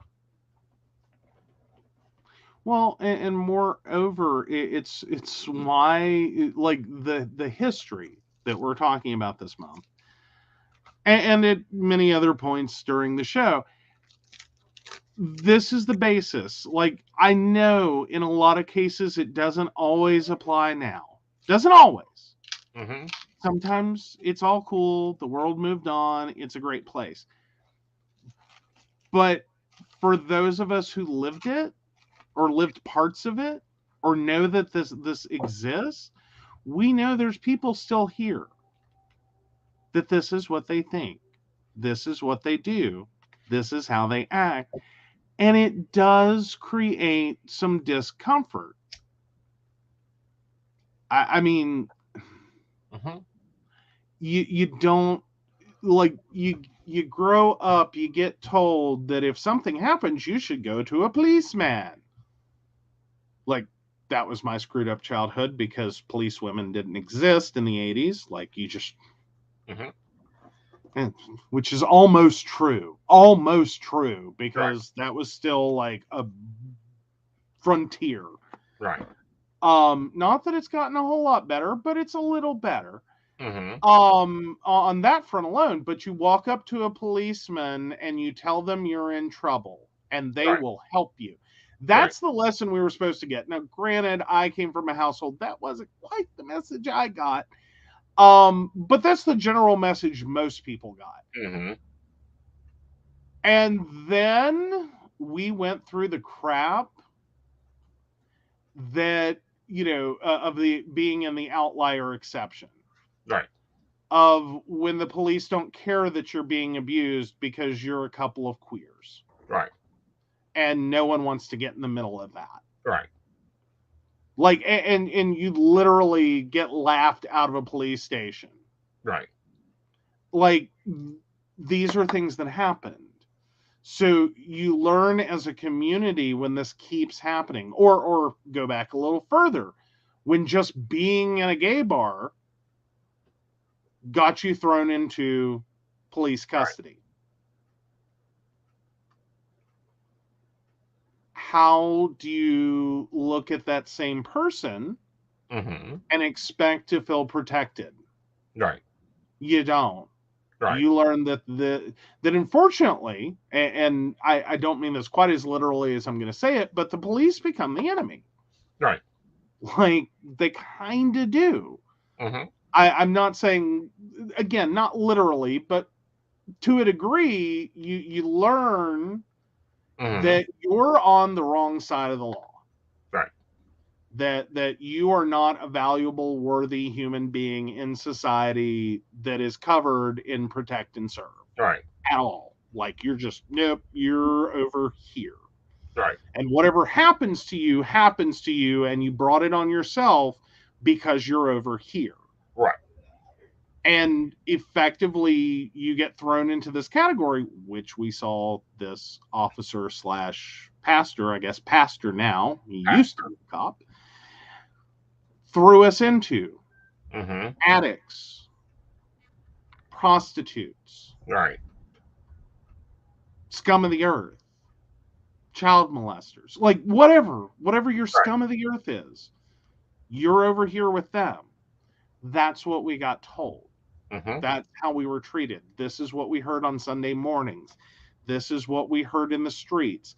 This is what we dealt with college Republicans in college back in the early 2000s. It's not forever ago. I promise you, just because my problems have, the right to vote at this point doesn't mean they quit being problems when it quit being as common. Right. Like, yeah, it got better. Right. That's sort of like, I had neck surgery, and where they went into my neck has gotten better. It's still there. You can still see. Right. Like, there's a cut here line basically for the next surgeon if they need it. Right. Someone decides to decapitate me, like, it's already started. It doesn't take much. No. It's old wounds. They don't heal quickly. So let's talk about when we start moving ahead and what we're seeing and what the reflections of this is now, because there's a large debate, and there's always been a large debate about pride. Let's talk to the Mancini Society and the Daughters of I cannot pronounce either of these. Let's just talk about the Mancini Society and Daughters of Bilitis. Yes. All right. Which those are both hard words. I give you no flack. That was actually the Mancini Society was a word I originally learned by reading. I effed it up for the longest time until someone said, "You mean the Mancini Society?" Is that what you're trying to say? You poor unfortunate baby gay. All right. So from at least December, and this is from nyclgbtsites.org. So from at least December 1958 to July 68, this building near Madison Square was the location of the offices of the New York Area Council of the Mattachine Society, Inc., and its successor after 1961, the Mattachine Society of New York. Mattachine was one of New York's most important early homophile groups, predominantly for men. Another pioneering homophile group for lesbians, the New York chapter of the Daughters of Bilitis, shared office space with the Mattachine Society soon after its founding in 1958 until September 61. In the nearly 2 decades prior to the 1969 Stonewall Rebellion, the Mattachine Society and Daughters of Bilitis, both founded in California in 1951 and 1955 respectively, were early and leading American homophile groups. The term, quote, homophile was then in common use for gay and lesbian organizations. In the conservative post-World War II era, they were considered quite radical for campaigning for the rights of gay men and lesbians to simply exist openly in society without fear of arrest or persecution. The Mattachine Foundation, the original secret group that became the earliest sustained national American gay rights organization, was founded in Los Angeles in 1951 by Harry Hay and others. Its early leadership was replaced in 1953, and the foundation was dissolved. Then incorporated in March of 1954 as an open national organization with headquarters in San Francisco, and regional area councils were formed elsewhere. The New York Area Council of the Mattachine Society, the fifth such council nationally, was started on December 10th of 55 by Tony Segura and Sam Morford at Morford's apartment in Greenwich Village. From February 1956 until June of 57, the group's general meetings were held at Avalon Studios in the Lyric Theater building on West 43rd Street, followed by an office on 6th Avenue. Starting in 1957, a serious rift developed between the New York Council and San Francisco that contributed to the eventual demise of the national organization. The New York Council moved to an office on Broadway by December 58. Over time, moving to different suites in the building. And also Dor Jones became the chairman of the council. Jones attended, oh, good Lord. I'm trying to jump ahead because this is getting very... It's long, it's airy, it's about the buildings. All right. But what I'm pointing at for this is they were the ones that done the we fit in. Mm-hmm. You wear black suits to protest. You look like standard heterosexuals. Mm-hmm. You don't stand out. You wear the tie. You wear the dress. You wear the skirt. Maybe the only dress you ever own. Mm-hmm. You know, that's the whole point. Yeah, was win hearts and minds by showing them we're just like you. Right. Like, you know, we have soccer moms, we have accountants, we have blah, blah, blah. We just want, you know, a house in the suburbs and a 2-car garage and, like, you know, a white picket fence and a dog. Mm-hmm. Like, we are you. That was the whole point. Right. Like, you know. Now, that's the overglossing point. All sounds great on paper. It did create issues, though. In terms of activism, like, yeah, that, like, the process, like, it should have all worked. It should have all been great. Mm-hmm. The problems came in that the Mattachine Society notoriously was actually against expanding rights. Mm-hmm. Fundamentally, they were. They did not want special rights. They did not want, like, for instance, gay marriage. Mm-hmm. That was never on their billboard. Mm-hmm. They were not looking to have any kind of separate but equal or mm-hmm. any special recognition. They never wanted to be recognized as a special class. They, in many instances, this is where you kind of have to use your judgment, for better or worse, were very against loud, outspoken protest of any kind. Mm-hmm. Like, it didn't fit their narrative of no, no, no. We're just like you. We're the same as you. We believe the same as you. We're in your churches. We're in your schools. We worship like you. We are you. So things like ACT UP, another very prominent organization, which did a lot. Right. Again, sometimes you could argue for better or worse. Mm-hmm. Because ACT UP was actually a very outspoken, loud, and disruptive. Right. group that wanted attention on the issues, and they would do anything they had to get that attention. Right. They got attention. Oh, they got attention. So for a decade and 4 years, the Man-Machine Society tried to make change, tried to get attention, tried to get things. Did not work. No. What worked was 2 drag queens throwing bricks and telling police to fuck off. Yep. And telling Bob to fuck off, because we're not going to pay for your watered down drinks either. Now at Pride, they don't want leather. They don't want provocativeness. They don't want fuck off. They want everything to fit in and to look family friendly. Yeah.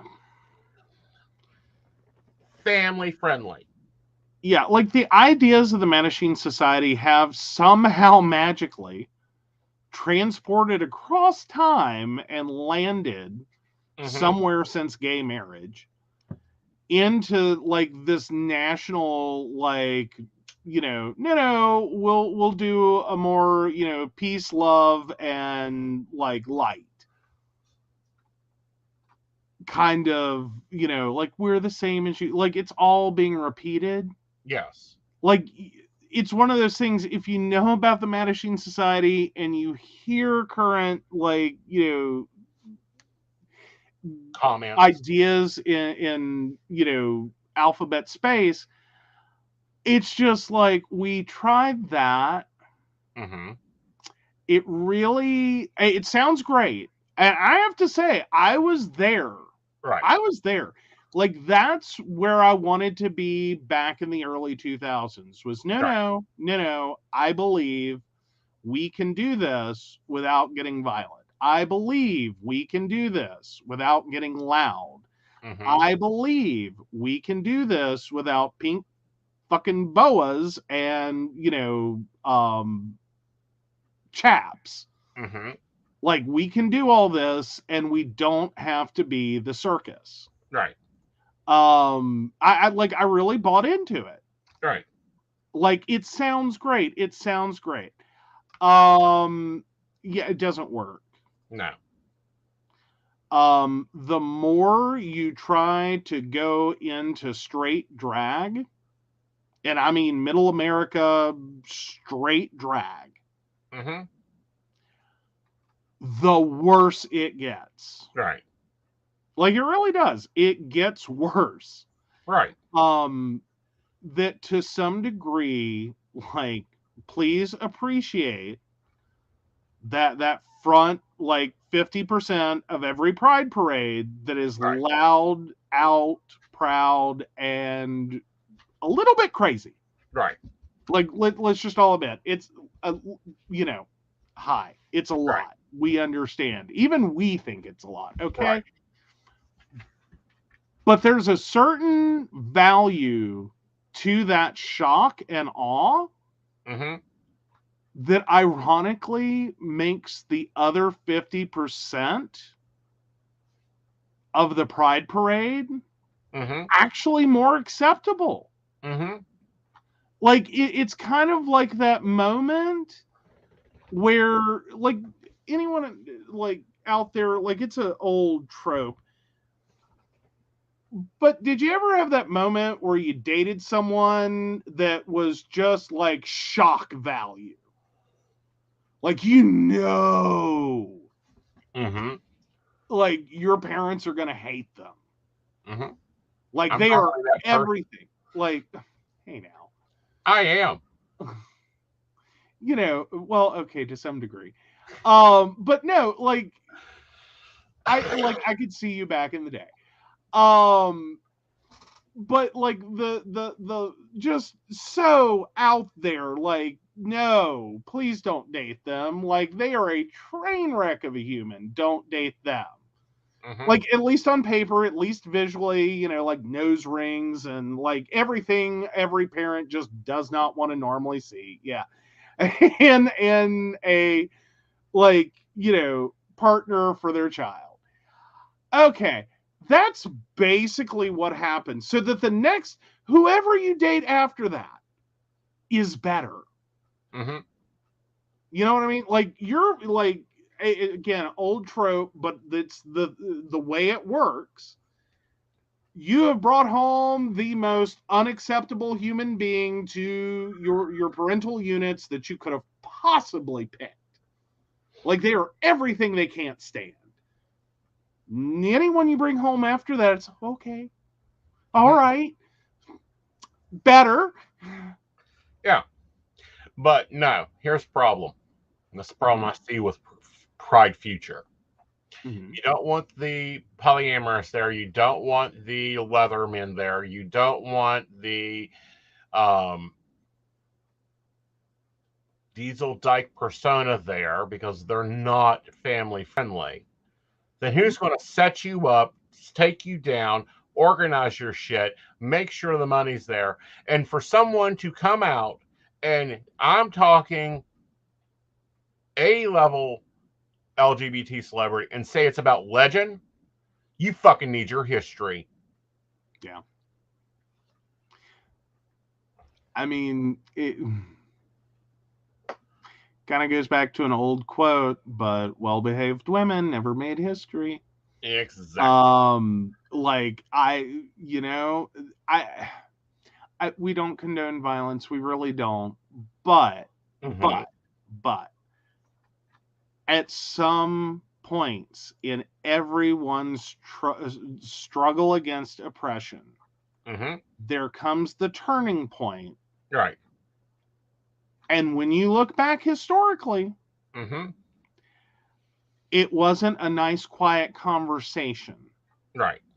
Like, I'll say that. It wasn't a nice, quiet conversation. Right. Again, we're not condoning, we're not encouraging, we're not, no, we're not getting into that. I don't need our taken down for that. But look at it historically. Like, no one ever gets there. When you talk nicely, we're now entertaining the reversal of HIPAA, the reversal of Roe v. Wade, and putting women's lives in danger. Why? Because we've been too quiet. We got lulled into a false sense of security is what I think truly happened. Right. Like, as in, we thought we were making the progress. And in many ways we did. Yeah. In many ways we did. Yeah. Like, we entered moments that like, a lot of us, like, 20 years ago, went, that'll never happen. Like, that'll never happen. It'll never occur. You will never, ever be able to walk in. 2 men, 2 women will never be able to walk into a courthouse and get a marriage license. Won't happen. Just won't. Nope. Never going to happen. Thought, never, ever will I see the day. That'll happen. That's how entrenched it was. Yeah. I still don't believe it. I haven't done it. Not only that, but the form of marriage I want isn't currently legal. So, we've not won the right to marriage. Well, but again, the fact that some have, that there are those who have gotten married. For the moment. Still, it occurred. Right. It is a thing that happened. For a lot of people, I think it kind of like, okay, we're done. Let's go home. Like, all right, we're good. Like, we've got marriage right. We don't have to do the crap anymore. In terms of, like, what are we arguing about now? Like, as in, this should have opened up the cornucopia of benefits. God, it didn't. But still, it was supposed to. But it really felt like, okay, we're done. We won. Like, we got it. Like, we're out of here. And a lot of people had that moment and just went, okay, let's go home. It wasn't over. No. It's not over. No. It's probably I don't know, decades from being over. Yeah, it's not going to be over until I don't have to worry about a policeman. It's not going to be over until, we don't have to worry about, well, if we want to move, what's the neighborhoods? Not where can we rent, mm-hmm. Where can we buy? Well, or even just the fact of being able to rent, or even just go in, and it's not just a neighborhood, it's individual houses. Right. Like, your next door neighbor can make your life a living hell. Believe me, I've got video evidence. But within that, and in some cases, there's nothing you can do. Right. Or you get the unsympathetic police officer, or, that's just like, look, you moved into the wrong neighborhood. What can I tell you? Yeah. Like, I don't want my time wasted with this. It's a neighbor dispute I don't want any part of. Right. Like, call me back if someone shoots someone. Right. Like, I don't do this. Right. I don't want to be in the middle. I'm not getting in the middle. Like, right. I don't get it. I don't care. Where we don't have to deal with utility companies make judgments on house owners. Mm-hmm. Yeah, because right down the street, lovely old woman, they replaced her whole gas line all the way through her house. It had a brand new gas line. We have to pay for it. Ours. Lady across the street from us, down a couple of houses, lovely couple, nice man and woman, run a daycare. They done their gas line for them. We're the only people in the neighborhood that had to replace the gas line. We're the only people that didn't get a check from Mountaineer Gas for inconveniencing us. Mm-hmm. Facts. Argumentatively, one could say that it has to do with something else. Like, mm-hmm. we just no. But here's the thing: how can I know? Right. Tell me how I know. Yeah. Like, how do I look at the situation objectively and not start listing out my differences mm-hmm. with the neighbors that I have, mm-hmm. and not start to wonder? Tell me how I do that. Mm-hmm. Like, we see this in other communities as well. Yeah. Because there becomes a legitimate question of, tell me how I know this. Mm-hmm. Like, please. Like, here's the thing. I would love to wake up in a world, I really would, where I never have this thought at the back of my head when something happens mm-hmm. of, was I too flamboyant? Did I say the wrong word and clue you in that I'm not you? Mm-hmm. I'm not your people. Like, is that what caused this? Is that what made this happen? Is that what, whatever it is. Mm-hmm. But it's there. It lives there. It's always on. Mm-hmm. Because I can't know. I can't know what's in your mind. Right. I can't be 100% certain of that. All I can do is look around me and go, well, all of these people got treated fairly. Mm-hmm. But I didn't. So what's different about me from them that would cause you mm-hmm. to treat me differently? Mm-hmm. I mean, it's just kind of logical deduction. Right. And again, I still can't know. And, it's very maddening. Can mm-hmm. I point out, when you've got that little voice that goes, well, is it because I'm gay? Is it because I was too flamboyant? Was it because I did too much? Was it like what I was wearing that said something to you that, like, no straight man wears that? Mm-hmm. Like, what was it? What got you? Mm-hmm. Like, what was your clue in? What was the thing? Mm-hmm. What made you an asshole? Yeah, Speaking of that, let's move to your favorite side of this. It's an interesting one. Mm-hmm. All right. Am I the asshole for recording my female coworker without her permission? I know the title sounds bad, but hear me out. I, 28 male, have a female coworker, 26 female, who likes to flirt with all the men at work.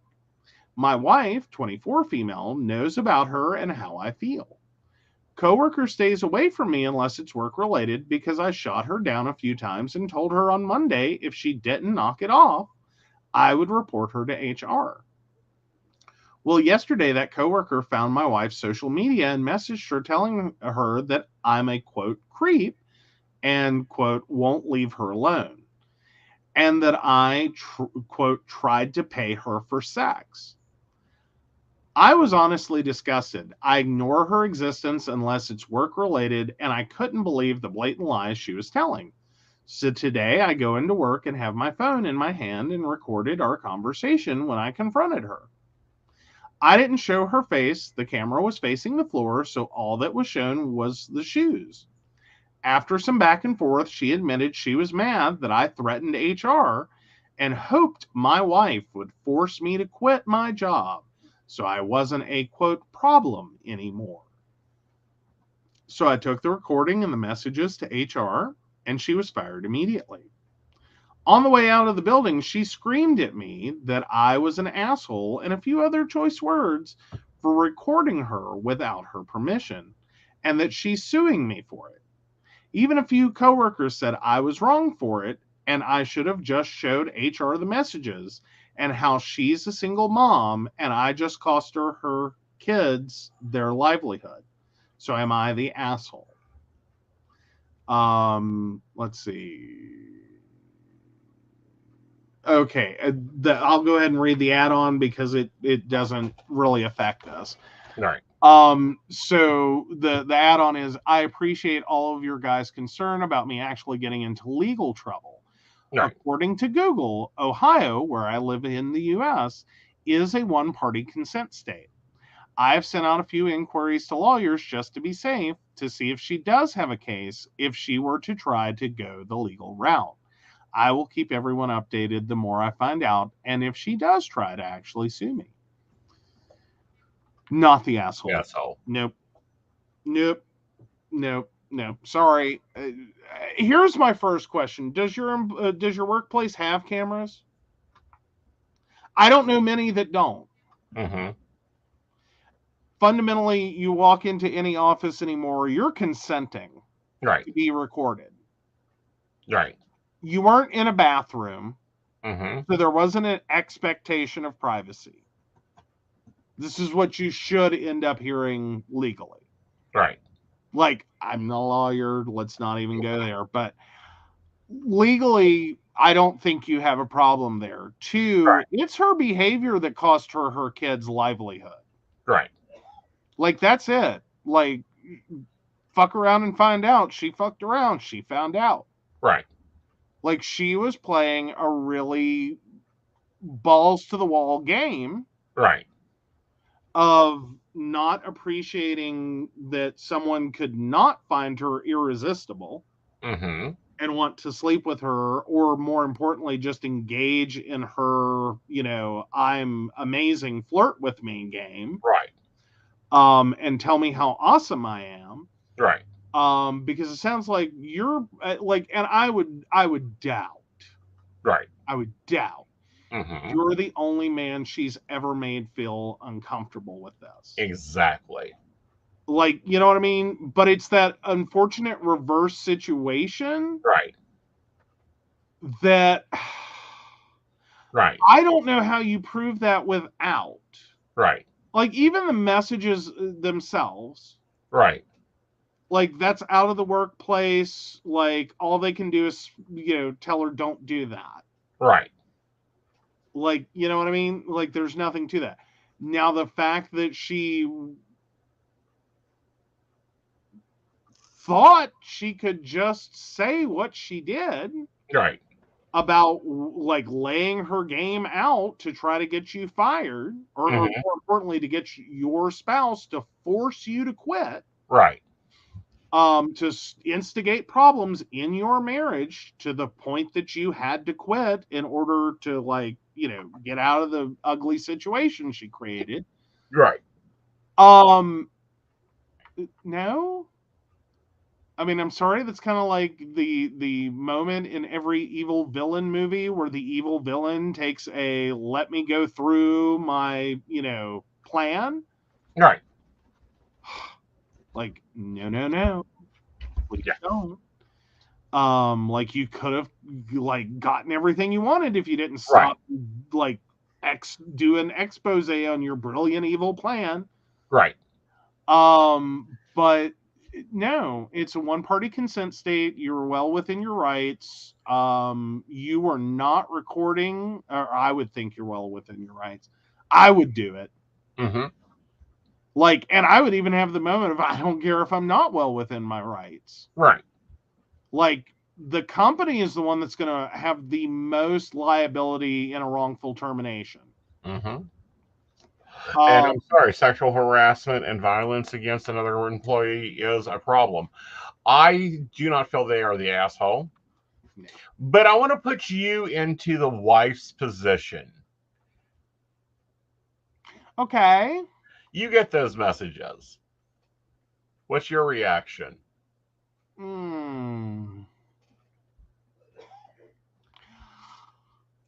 I think it's almost going to be like, okay, working through it. I think a lot of it goes into like confidence you would have with your spouse. Like, this is in character. Mm-hmm. Like, does this sound like something they would do? Mm-hmm. I think my first point's going to be disbelief. Like, who is this and what is their malfunction? Right. Is going to be my immediate response. Mm-hmm. That doesn't mean I'm not going to sit here and go, okay, there's smoke. Mm-hmm. Is there fire? Mm-hmm.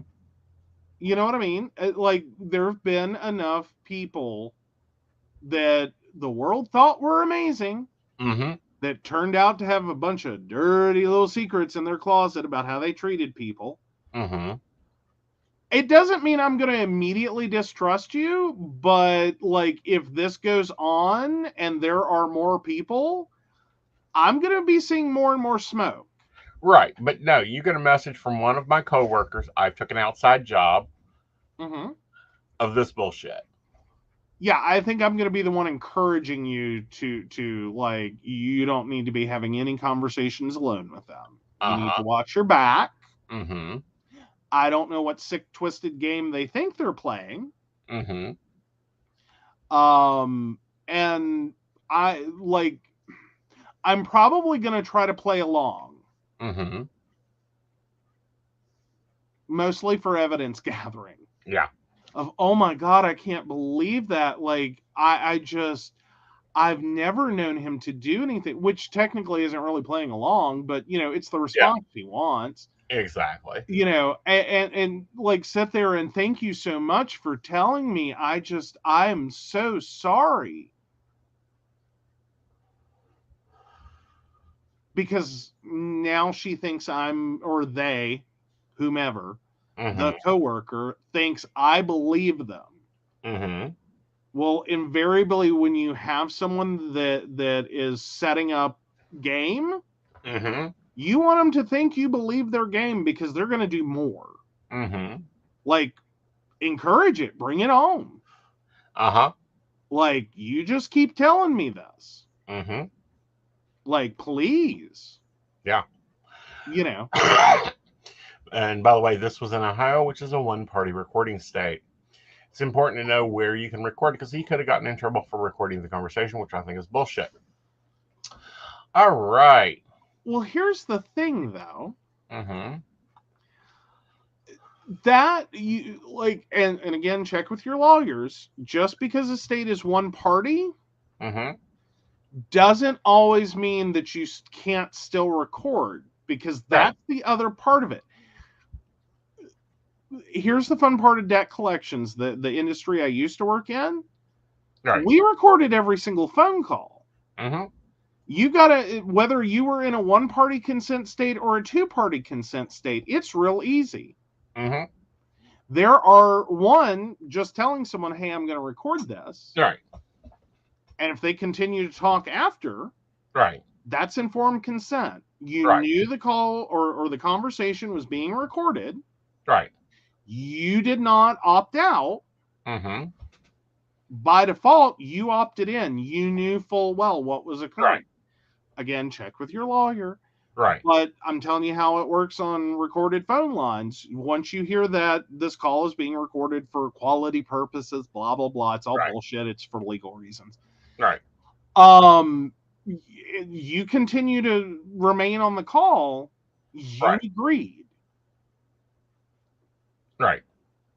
That's it. Now, there are other circumstances where do you have an expectation to have, or have you waived that right effectively? Right. And in a lot of workplaces currently, you may have waived that right. Right. Like you may have legitimately, in all of that mountain of paperwork you signed when you came on board that you didn't read because no one ever reads it, and you agreed to abide by the employee handbook that you didn't get handed till after you signed the piece of paper that said you received an employee handbook and agreed to abide, may outline that you don't have that expectation that they can record you at any time.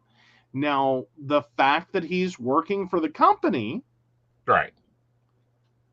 I think any decent lawyer could make the argument that applies to that conversation. It was a workplace conversation.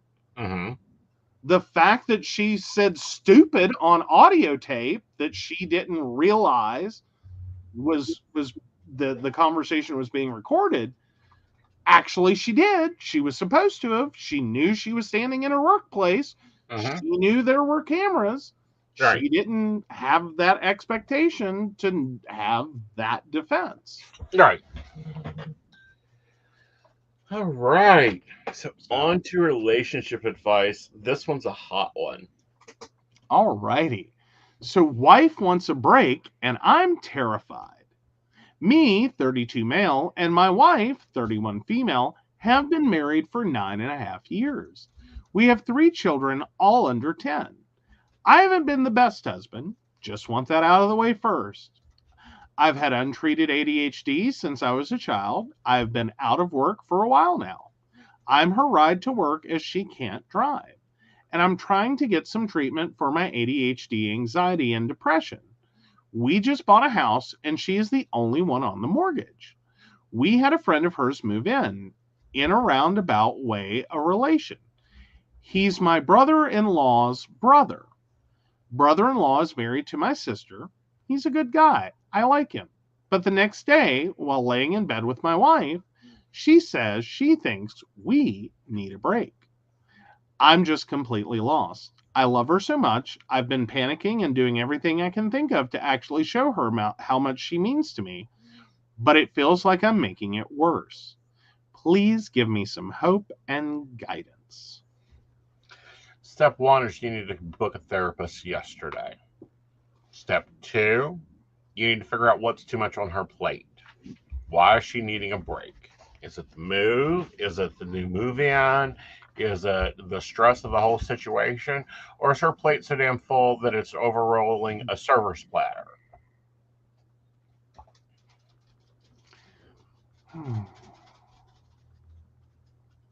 I don't know.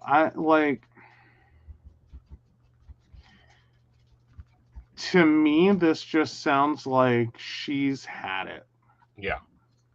And I'm not saying you're wrong. I'm not. I'm just going, but like the tone of this sounds like he had ample opportunity in 9.5 years. Right. And she just hit a brick wall. Right. Like, and knew before they bought the house. Right. Because, I mean, why else is he not on the mortgage? Right. I mean, I know it was probably made better financial sense, blah, blah, blah, whatever. Right. But it sounds like he's nowhere on that house. He has nothing. He needs a tenant agreement. Right. But I would be suspicious of the timing. Right. Like the brother-in-law's brother. Right. moving in, and then immediately the wife is like, yeah, I'm done. Yeah. Like, it sounds like she had a plan all along. Possibly. And it's just like, nope, I'm done. Right. The other side of this coin is you talk to a lawyer, see where you're at, see what the available is, you know. Yep. Yep. I mean, like, I see a lot of guilt. Right. But then again, everyone who thinks they're on the verge of a breakup, unless you're a complete psychopath, right, narcissist, whatever, like, you have guilt. Everyone has guilt. Like, no decent human being exiting a marriage, even if it is because he was cheating on you or she was cheating on you, you got some guilt. Right. Like, you feel bad about the way things went. You feel bad that it wasn't perfect. You feel bad that, like, this, and that. Right. Yeah, everyone has that. Right. It doesn't inherently make you a bad spouse. Right. To have baggage. Right. To have shit to deal with. Like, it's kind of par for the course. Exactly. So don't, like, write yourself out the door without, like, a decent lawyer, a good therapist, and, like, you know, like, don't write off everything and agree to anything. Like, don't agree to all demands. Exactly. Like, she gets the house, you don't get anything, you don't get to see the kids, blah, blah, blah. Like, just because you feel like you were a bad husband. Right. I mean, like, there's things to deal with there, and yeah, like, no, you're not perfect. No one in a marriage is, but it doesn't inherently, and again, this side, sound like you were, like, the worst husband. Right. You weren't great, but you weren't the worst. And that doesn't entitle you to be kicked out on your ass. Right. With, like, nothing. Right. Like, so just keep that in mind if that's where this is going. Definitely get your ducks in a row, like you were saying. Like, make sure you know what your financial positions are. Like, you could get stuck with all her damn debt. True. Like, yeah, get yourself organized. All right. So we're rocking along here. Yes. Now I'm just going to flash this real fast because I want to see what it looks like. Okay. Stop flashing our viewers. Yeah, that we're going to have to imprint that into layouts. Yeah, we'll do it. Okay. All right. So we have some great Patreons. They're amazing. So, of course, we want to thank Beverly Walker, Mika G, Kathy, Mary Winfield, Brenda Bryant, Ashley Gist, Shannon C, Shannon D, the ever wonderful Lady Gwendolyn, Charles Shaw, Dottie the Psychic, Tracy Vaughn, and the Laughing Tree Grove. If you would like to support the show or learn more about us and all the benefits that our baristas receive, please visit pcspnetwork.com. Yes, and we hope you guys are enjoying our series of Pride this month. Yes, it's a lot of doom and gloom. It's dark history. It really, I need Barry Salian and her couch up here for a lot of this stuff. I've been choosing the topics. What's your 2 topics for next week? Oh, what's my 2 topics? What? Yeah, I'm going to throw you the curveball. What do the children need to know? Will you wait till I'm on air? Yes. Oh, my God. What do the children need to know? Do we want to talk about ACT UP and what ACT UP is? I think we covered that pretty well tonight. It's like the antithesis of everything we talked about tonight. Right. And while ACT UP is important, I don't know that I want to deep dive them. Okay. Just because that gets a little right. Like, I don't want to encourage riots, okay? Because that gets us taken off air, and I know, like, we want to walk that line a little. Right. How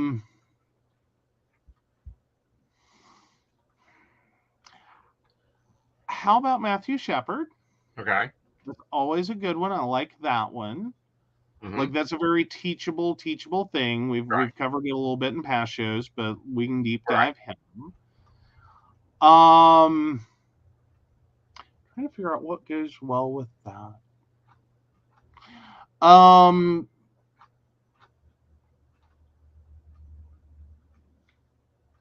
And the bias of sexual health education.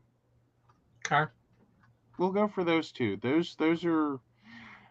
And again, I know that's one that I talk about fairly regularly. Usually, no one can shut me up on it because I have issues. Right. And I think they're legitimate, and and it's 20-some years on, we're still not addressing. No. Like, we got to be footnotes at this point. Well, that depends on the state. Florida, you can't teach it. Yeah, don't say gay in Florida. Yeah. Sorry if you're listening to us in Florida. We've broken many state laws. DeSantis can come up here and I'll explain to him why his little dick has nothing. Well, that's a statement. Dang. Matthew Shepard and the problems of sexual health education. Mm-hmm. Awesome. We will be doing that then. That'll be the two topics we'll be discussing and commentating on. Everyone at House Pride this week, go enjoy. Be loud. Be proud. Yeah. But remember, the battle ain't over. We ain't even to the green yet. No. I really think some of us thought we were there. Like, hello, welcome to the promised land. It's gonna be amazing. That's UK. And then I don't know, does anyone else feel like we were zooming right along in a sports car and slammed into a brick wall in the last year, 2 years, 3 years? Try 5. I think we've endured the trauma of Trump and Pence for 5 years. Yeah. And it's basically become a political platform now. So. Yep. So now. Yeah. All right, guys. We hope you've enjoyed our show. Be safe this weekend. Have fun. Be loud. Be proud. Be in charge. Know your surroundings. Be safe, especially if you're in San Francisco. We didn't talk about that article. I want to talk about that article, but I need more on that article. Okay. And we'll be back Tuesday. Actually, no, we'll be back Sunday with Psychic That Plans. There you go. We'll see you then. Bye, y'all. Bye.